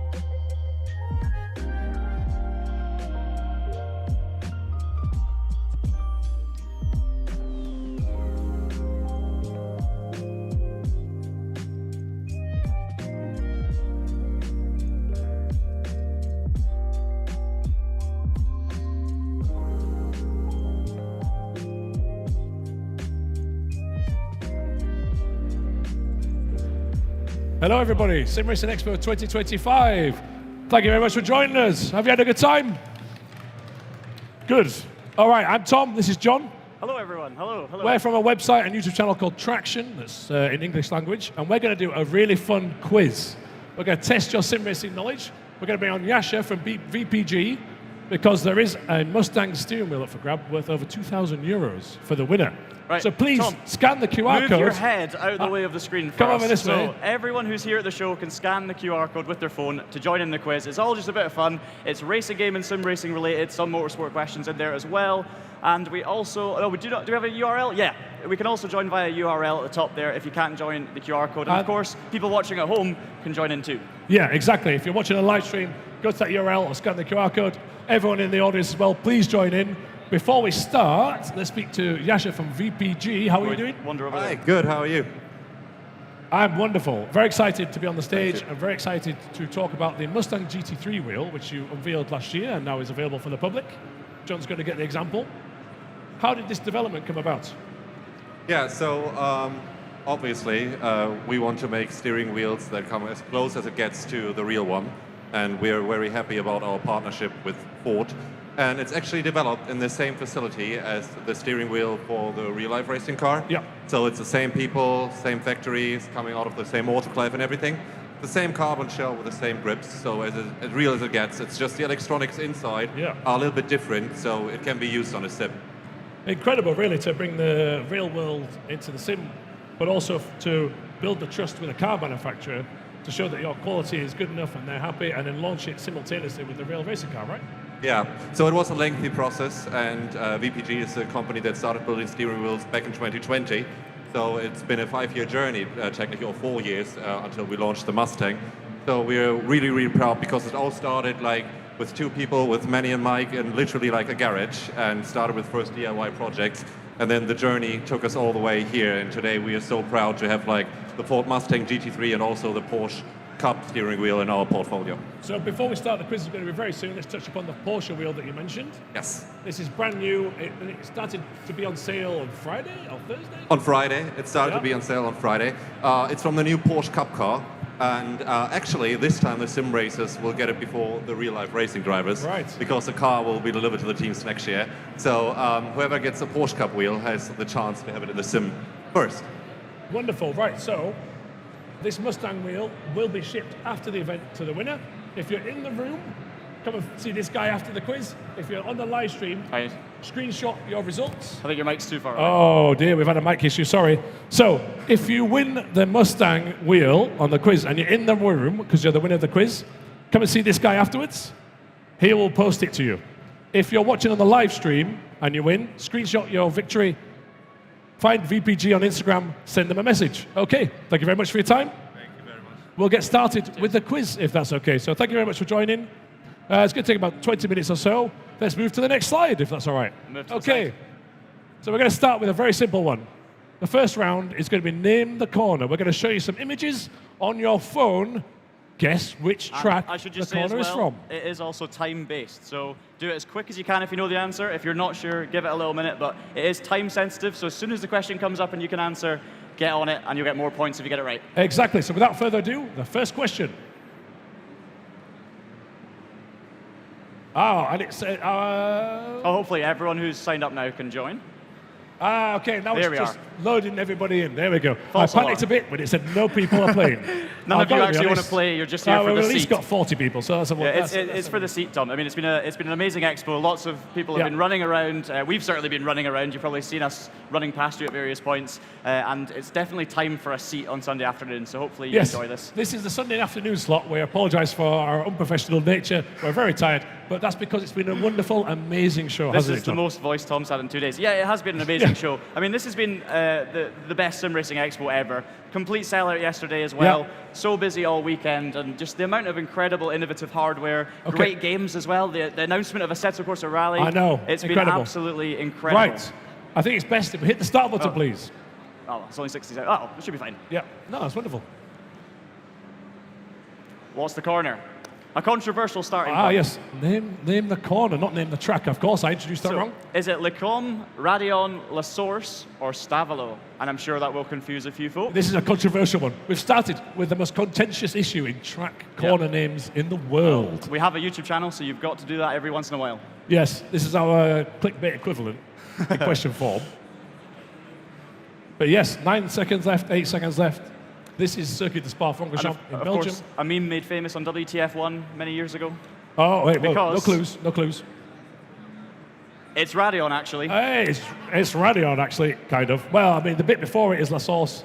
So 44 people got that correct. Well done, you. On to the next example, if that's okay.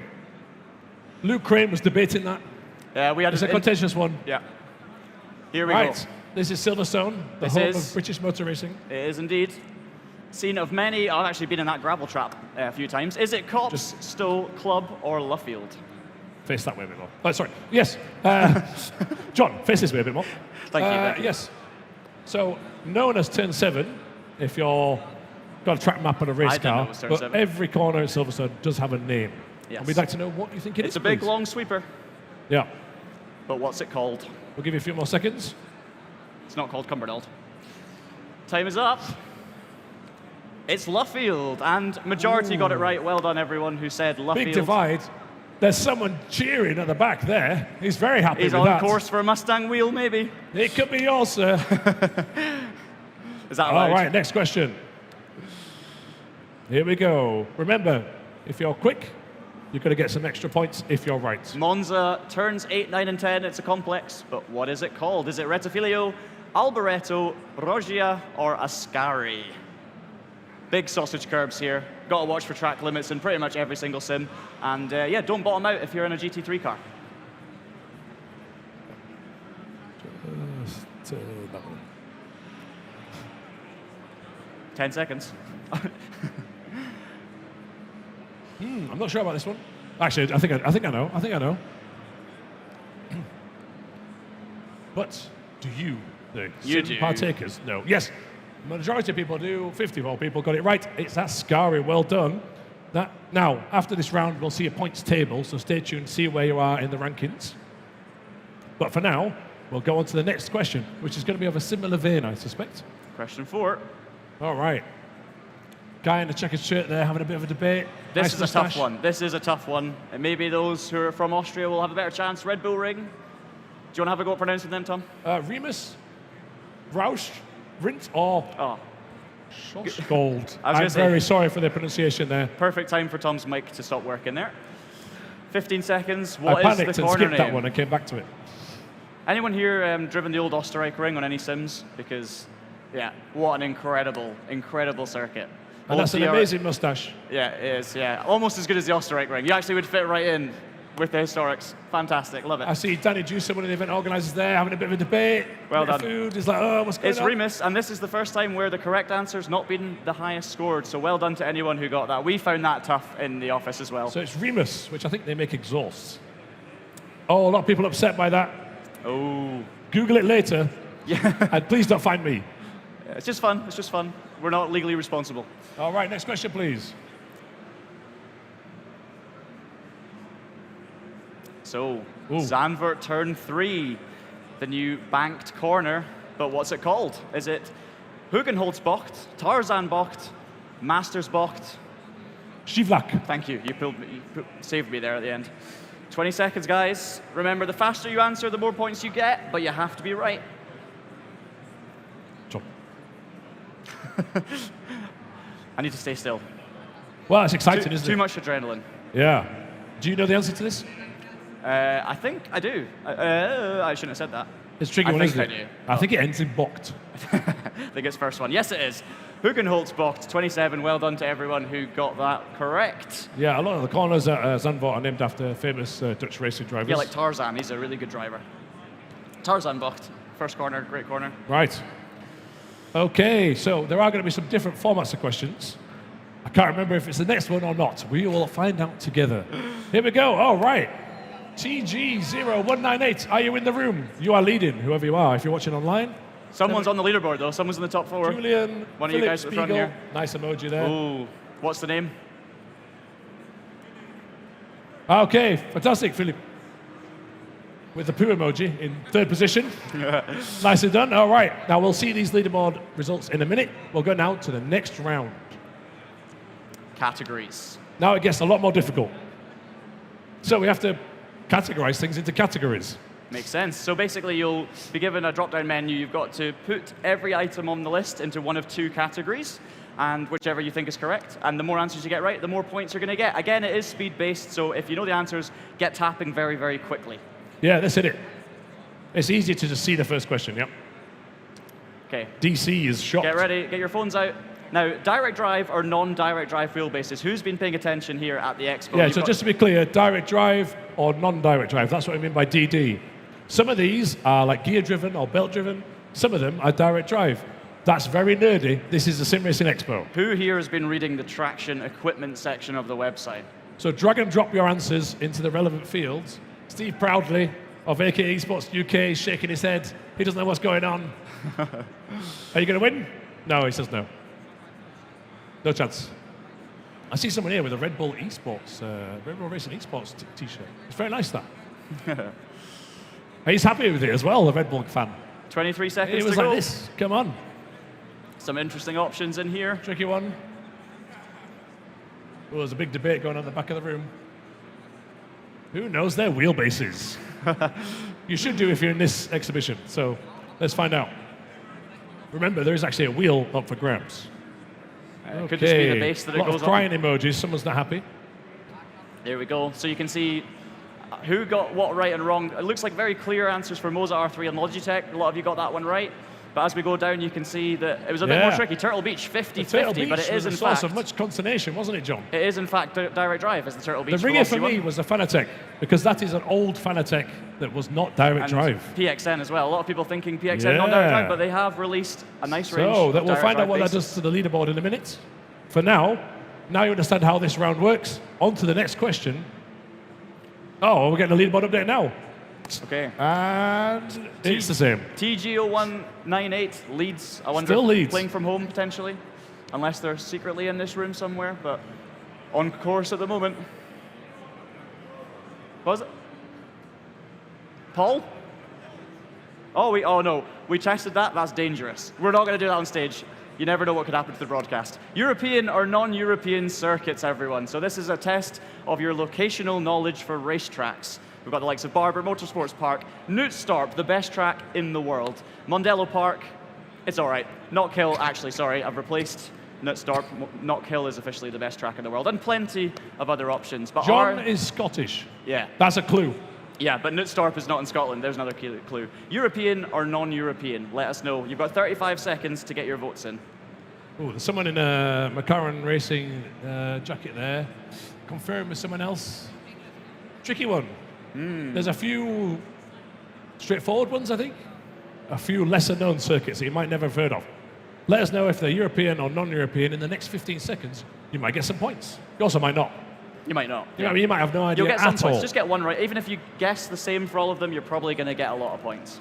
6 seconds to go. There's someone keeps doing the cry emoji. Maybe they're struggling. We'll see. And there you go. So every single person got Sachsenring correct. We are in Germany. Circuit de la Sarthe as well. Road Someone's very America happy. is a bit obvious.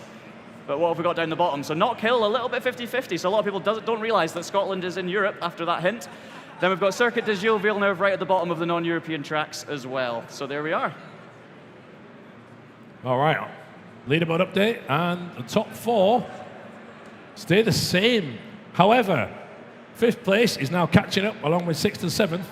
So all to play for. And by the way, later on, this could completely reverse. Yeah, oh yeah. Stay tuned. The twists at Let's the see end. what the next one is. This ain't Mario Party. Question 8 out of 15. Same thing, clockwise or anti-clockwise. So we're sticking to the circuit themes. I hope you know your circuits, because you will have scored a few points if you don't know your circuits for this quiz. Kyalami, Interlagos, Imola, Nordschleife, Silverstone, Istanbul Park. But does it go clockwise or anti-clockwise?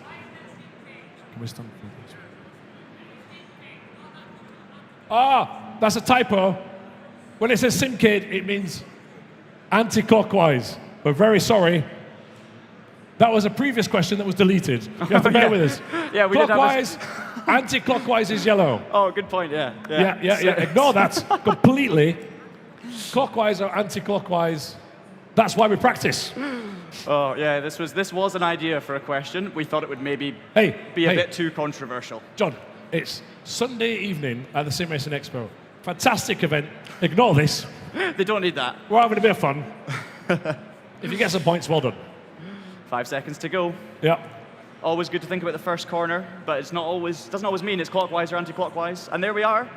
Spa is the most popular answer for clockwise, or the most correctly answered question, of course. Hockenheimring, Nordschleife, a lot of German tracks, unsurprising here at the SimRacing Expo. Circuits of Americas is SimCade, apparently. Well, yeah, Circuit of Americas is SimCade, as is Jasper. Is that saying it's too easy to drive? Or? Well, maybe, but I mean, I have to say, you guys did very well. Kyle Army, not many people knew that. Bit divided. As all the questions have gone, this is probably the most correct we've had on all of them. Oh, okay, so right. Well done to everyone. Anyway, for that. let's move on to the next one, which is spelled correctly. Leaderboard definitely. first. Ooh. Here we are. Ooh. Here we go. Ooh. Look. We've had a shift. Mr. and Mrs. Bien up into third position there. Anyone recognize their name on doing here? a fantastic job. Melvin versus Wessel. Okay, yeah. Clement, got it. All these people are in contention. Syrah, name has just shot up the leaderboard there. It's pretty close. Okay. Look at your devices, guys. Racing titles released in 2024 or 25. So, here we go. Same thing again. Was this game released in 2024 or was it released in 2025? Now, there are some non-sims in there to throw you off the scent. Also, some indie games. Yes. So we're trying to make it so that, there's still an element of guessing on some of them. And however, there's like Le Mans Ultimate and Test Drive, which are well-known games. And just to be clear as well, Le Mans Ultimate, for example, if it's stated whether it was early access or first release with version 1.0, for any of you who have been paying attention to the technicalities, but which year was each game Yeah, released? it does clearly state that, so get your answers in. There's a gentleman there with a Never Give Up t-shirt. He looks confident. Anyone played Roadcraft? He's got here? them right, yeah, he's got them all right, yeah, fantastic. Has anyone played Roadcraft? Great game. Thought I'd put it out there. No, wrong audience, wrong crowd. That's why I'm wrong saying crowd. it. SimRacing Expo might not know about it. Wrong Roadcraft, honestly, great game. Oh, there's someone there with a lovely Acertech SimSports hat. Fantastic. Oh, yeah, I love that. Join in, give us a wave. All right. Of course, we're working with VPG on this one, but that's not the point. VPG hat, we'll get that sorted. All right, now, Exocross, we should say, is a game by iRacing that not many people know about. Heading out there, what the car, these are all 2024. Yeah. Mario Kart World, obviously, is this year. Yeah. So is JDM and Le Mans Ultimate, even though it feels like it's been around forever. Some issues with the stats for Le Mans Ultimate and Tokyo Extreme, it looks Not like. sure what's going on there. Hopefully that's all right. We'll gloss over. Yes, yeah. We're powering through. Ooh, And it's still the same leader. yeah, The but gap it's- has closed, though. It has closed. Julian is closing. Not long in it, but TGO198 Is has that you, led or you were in second throughout. place or first? Well done. Catching in, Julian. But we have to say, TGO198 is led all the way through. 9 streak here, doing an amazing job. But there's still a long way to go. Isn't that right, Liam? Liam says yes. That's a good thing. Okay, is the content available in iRacing or Raceroom? And just to be clear, all of this content is only available in one of these two sims. So, it can be cars, it can be tracks. Yes. It will either be available only in iRacing or only in Raceroom. By the way, Raceroom has a stand over there. The show's about to shut in 2 hours' time or an hour and a half time. Yep. Really recommend it. They've got 10 motion sims with track time. Yep. They've had some really good recent content. iRacing were also here on stage talking through the weekend, and there is iRacing Arcade on the Fanatec booth. So I really recommend if you've got time left to try that out, and if not, they'll be available soon at home.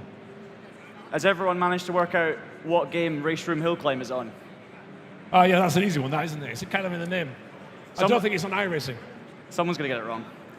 Yeah, Raceroom known for its eclectic content, really. It's one of the things that makes Raceroom so great. Also, Lots some of rare people cars, might lots not of rare know tracks. what Raceroom is. It's a free-to-play platform that's been around for over 10 years. Ranked Free to enter. Racing update recently was fantastic. Yeah, and now it's got a surge of popularity again. It's a really good sim racing title, recommend it. But how well do you know it?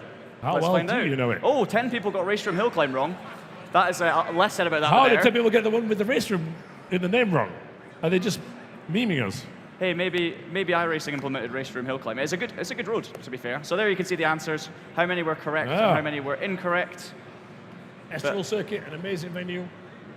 And Cadwell Park, also an amazing venue. Both fantastic tracks if you've not tried them in sim racing. To give a go. They're fun on their own, never mind when you get some AI or some online rivals. Absolutely. So, There we're going we to get a go, leaderboard another update. leaderboard update. And, oh, it's close again. It's very close. Julian's closing in. TG leading Julian. Oh, he's nervous. He's got his eyes on the Mustang wheel, but TG0198 is absolutely nailing it. Pressure's we can't on, though. remember what the next questions are, so who knows what I think will it's a different format now. I think you have to get all of them right to get the points, do you know? So yes, it's kind of, maybe. it feels a bit double or nothing-y, but we'll get on to that. It's also a SimKid question. Hopefully not. No, I don't think it is. That would be interesting. All right. Yeah, we think the next set of questions, the final round, the final 5 questions, are basically, it's going to ask you a question. You're going to have to list in order from one side to the other, depending on the question. So it might say, for example, which of these is the most expensive? And you have to put the most expensive on one side, the cheapest on the other side. You have to get them all correct to get points. And if you get them all correct, you will get points based on your speed. So the idea of this is it's very hard. If any of you get it right, you're going to score lots of points. We could see a late change. So good luck. And before these final rounds, thank you very much for everyone taking part. We all hope you've had a fantastic SimRacing Expo. This could make or break the quiz. Most likely break, but maybe Let's find out. All right, hit it. Excuse me. I've probably lined it up all wrong. Okay, here we go. So earliest at the top and today at the bottom. Games released in 2025. So put them in release order. Earliest at the top, so oldest, to the newest at the bottom. Again, if you'd have been reading up on the Traction website, which we recommend you do every so often, it's got some good stuff, you'd have a chance of a Mustang wheel. So maybe next year, you can win a wheel. I mean, I say that. Another member of VPG has arrived. Excellent. Hey, Manny, how's it making going? sure we're not ruining his brand. Can I also just say, I read Traction, and I got all these wrong. Yes. Okay, yeah, fair enough. It's a tricky one. There's a big debate going on here, shaking of heads. A guy in a beige jumper is not happy at the back, checking his phone. 5 seconds we're to go. nearly at the end. We're nearly Lots at of tears, I understand, honestly. Someone Did anyone get it right? Did anyone get it right? This is No, no one. Le Mans Ultimate and Tokyo Extreme Racer came out of early access this year. NASCAR 25 was released last week before. Mario Kart World started the year. Wreckfest 2 was much earlier. And we started the year with Assetto Corsa Evo, which, if you remember, had a reveal trailer at Christmas Day last year. Yes, and it was unveiled at this very show a year ago. And it was, yes. But unfortunately, nobody got it correct. Literally so no nobody. big swings. Yeah, I'm afraid. Literally nobody. Oh, here are the answers. So we should have been talking through that. So 16th of January, 20th of March, 5th of June, 22nd of July, 25th of September, and NASCAR was the 14th of October. You should be. And you can play it at the Expo on the BS Plus competition stand, You I can, think. yeah. Although it might be a bit late now. Oh, But maybe yeah, you've got an hour. Sorry. You should Sorry, do. Danny. You should do auctions, by the way. Yeah. TG0198, of course, still is nothing changed. Yeah. So On to the next one. If someone gets everything right, you're going to fly up the leaderboard. Julian, all it takes is one right, and you could win this whole German thing. track lengths. This is your prize. Now, longest at the top, shortest at the bottom. You guys, clearly from the scores, you know your German racing circuits. So let us know which is the longest. Ascher, by the way, A course, that's the main course, the main Grand Prix course. As we are in Germany, this is appropriate. I can see people doing mental arithmetic like this. Like, oh, is it this one? Is it that one? Trying to visualize the circuit. But we want to know which is longest. Which It's is tough. the shortest. You've got Sachsenring, Bilsterberg, Nordschleife.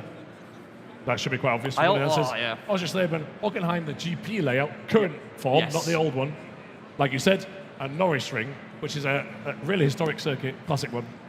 Available in Race Room, and I don't think anywhere else, maybe? Nope, and quite short. It may be available anywhere else, I'm not Is sure. it quite, yeah, it's quite short. Can't Right, think. the answers are, John. 2 people got it right. It's Nordschleife, of course, at the top, which is 25.378 kilometers. I'll translate to kilometers. Hockenheimring, 4.5 kilometers. Bilsterberg, Wicked Circuit, 4.3 kilometers. And then Oschersleben, Sachsenring, so close together. I feel very bad for anyone who just got those 2 wrong. Oh, and then yeah, tiny. Norris Ring, the tiny little Norris Ring at the bottom, 2.3 kilometers, about 4 corners, but a brilliant circuit nonetheless. Oh, and some people are so annoyed. So who got it right? Throwing their phone down. Oh, TG0198's got it right. No, the gap has grown. Well and we've done. only got a couple of questions left to round out the SimRacing Expo. By the way, stay tuned. I think there might be an announcement on stage after us. Yeah. So stay tuned. Shout out, by the way, to Arne for also getting that one correct. I don't know if Arne's here, but either way, well done. If you're at home, well done. Okay, 3 questions left. It's all to play for. Ooh. Do you know your wheelbases? This is Newton meters of torque for steering wheels. This is another nerdy question. If you don't know, take a guess, join in. Which has the highest output? Which has the lowest? RevoSim is on a sign just there. So if you're in the room, it might tell you somewhere. Quick, you'll get your answer for one of them. Yeah. But we also want to know SimMagic Alpha Evo Pro. That is a new one that's on the stand over there. It's not the Evo Pro. It's the Evo Ultimate, isn't it? Oh. Right, well, scrap that. We're not sure. Ignore us. Asus Initium. That's literally to your right, John. There it is. Thrustmaster T818, which has been relaunched at the show. It looks medium small. And the SimExpo 3 Pro, also a brand new wheelbase at the show over there. Absolutely. 5 seconds to go. Will we get 2 more correct answers? Do you do your talk outputs? Because I don't. Right. Did anyone get it right? 5 people. Well done. Wow, 5 people. It's not over. Here's why, John. Yes, so the SimExpo 3 Pro comes in 25 Newton meters. The SimMagic Alpha Evo Pro 18, the T818 10 Newton meters, RevoSim 9 Newton meters, and this Asus Initium 5.5 Newton meters of torque. Shout out to Alex on the RevoSim stand. How you doing? Yeah, he's loving it. He's digging it. Legend. More points for TGO198, who is streaking into a lead now. Julian, it's looking difficult. What's going on? But well done. Come on. You've still got 2 questions. You can bring this back. Steering wheel up for grabs for our current leader. All right, penultimate. Oh, 2025 Metacritic Metascore. So for those who might not know what Metacritic is, it's a website that gives all the review scores for a game, gives you an average. Yeah. So basically, I'm not sure if that's a thing in Germany, honestly. But let's find out. Put it in highest average review score to lowest. Got to be excited there, John. We've got some new games on here. We've got Sonic Racing Cross Worlds, along with Mario Kart World, a bit of competition between the 2 karting games. MotoGP 25, F1 25, which was a good game, step up. Le Mans Ultimate, a lot of you here will probably be Le Mans Ultimate fans as well. Great sim, Yeah, but all did these it games were score released this year. well on Metacritic? In other words, which has had the highest review scores and the lowest review scores of these games that came out this year? If anyone gets this, I'm mega impressed, because this is tough. Yeah, really difficult. Someone got it. One person Did got Julian it. get it? Maybe Julian. Mario Kart Was World it? 86, Sonic 82, so Mario Kart wins that battle for now. F1 25 on 80, MotoGP 78, Le Mans Ultimate 76, and Monster Energy Supercross. It says 25 to 71. Oh no, that's Monster Energy John has Supercross lost the 25. plot. It's fine, not 25 points. Oh, he got some points to Julian, but it's... Oh, yeah, but you need well over done, 100. you're the only person to get it right. Incredible. Yeah, that's incredible. Well done. Also, the MotoGP reminded me there's an amazing MotoGP simulator at the SimRacing Expo this year. Keep your eyes out, hopefully next year if it comes back. Hardware release date. Who's been paying attention at the Expo? This is all hardware released in 2025. What came first? Release dates. We're talking release dates. Which came first this year? You've got the Moza M Booster Active Pedal, the Logitech G RS50, the new direct drive wheelbase, the SimExpo 3 Pro, which Alex, is an event. when was it released? You can help some people out here. Oh, he doesn't know.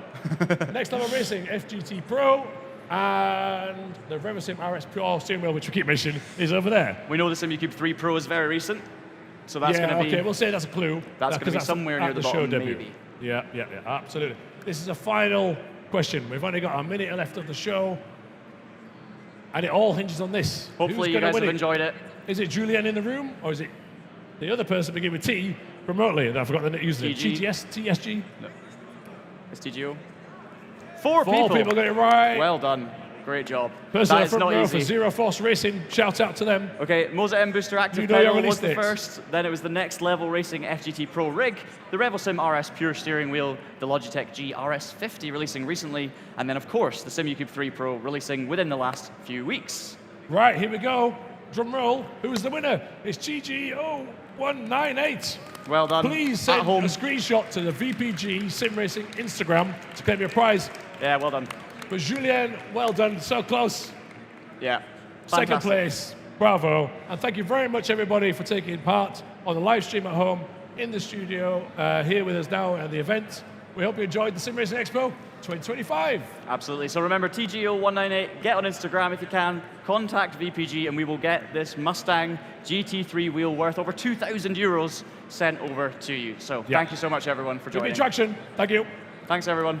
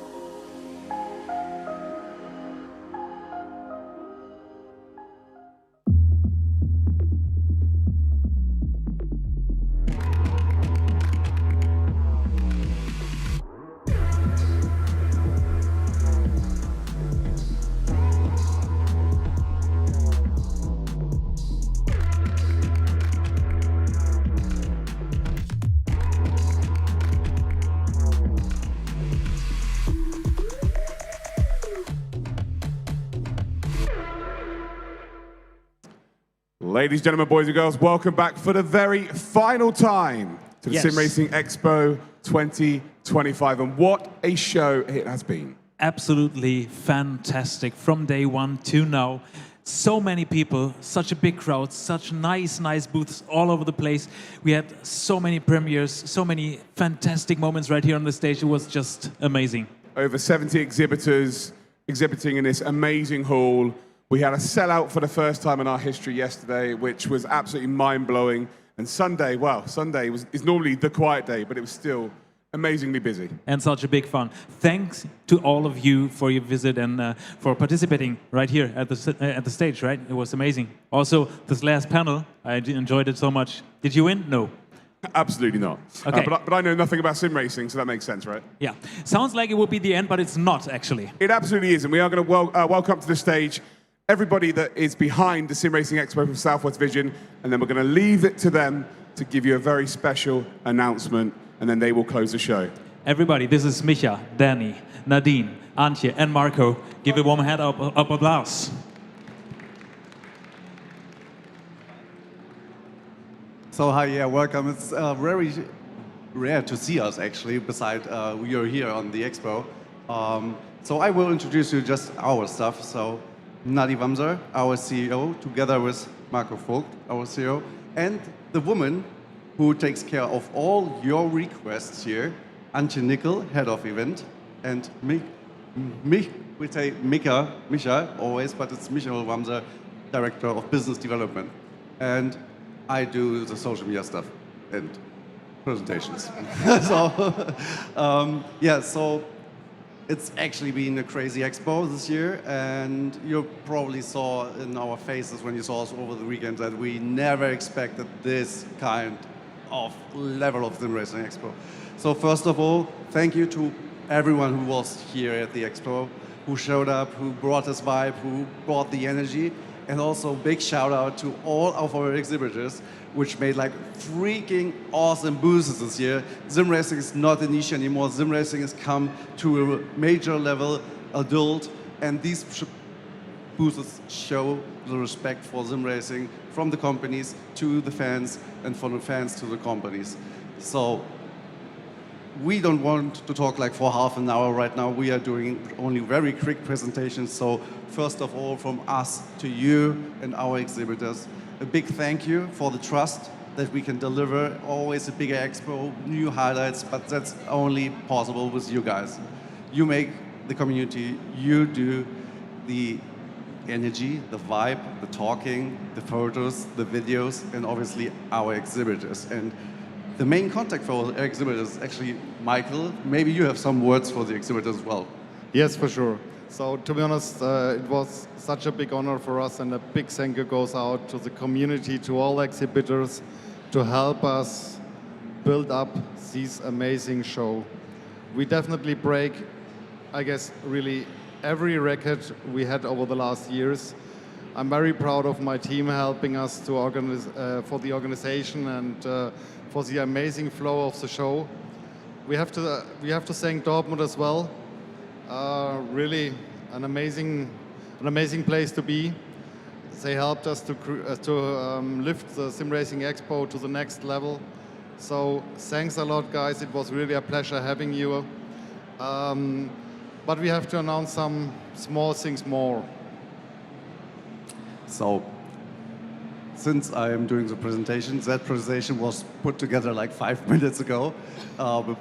So we have not totally the numbers, but we can say like for the first time, which is a big honor to us, we have a World Game Prix with Assetto Corsa Rally. Also thank you to Keynote and Marco giving us the trust to do that together with Fanatec and all the other partners.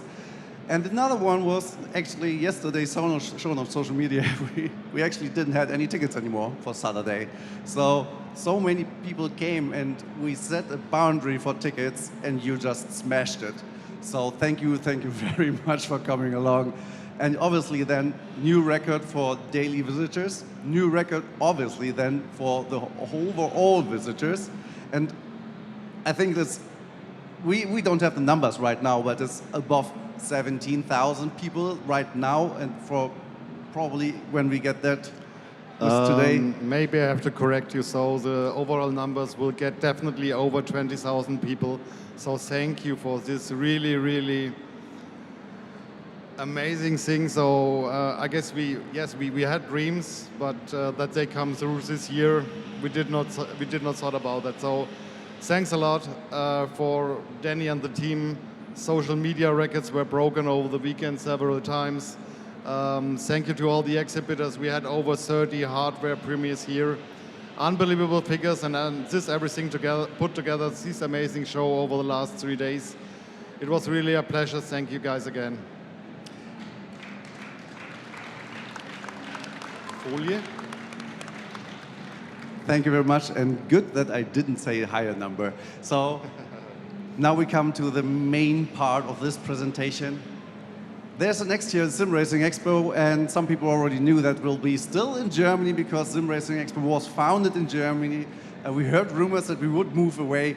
No chance. We stay in Germany. SimRacing Expo stays in Germany, but we will come to you in Frankfurt. So a short explanation why we made this decision. To be honest, we were really, really happy in Dortmund, and we had really great 3 years. But with expanding to North America and recognizing that over 90% of our clients are international, it's more than a logical step, because all the flights are coming in over Frankfurt. We need more space. We need more logistics things to figure out with them. And Frankfurt is really a nice place. We will have a 3-year-old hall, unbelievable 16,000 square meters on one floor. We will have 2, so a lot of room to expand everything. So yeah, be prepared what's going on in Frankfurt next year. So, and also obviously we have a date, so it will be the same weekend more or less. It's from the 16th to the 18th of October 2026, and I'm lucky that I didn't put in 2025. And also, we started ticket sales for our US event just before this expo, and you can buy tickets for next year's edition on Thursday. For sure, so hopefully we can surprise you another time. So we are working hard behind the scenes to level up again with the next show. So be prepared. Tenny and the team will prepare some really cool announcements over the next months. And once again, thank you for being our guest.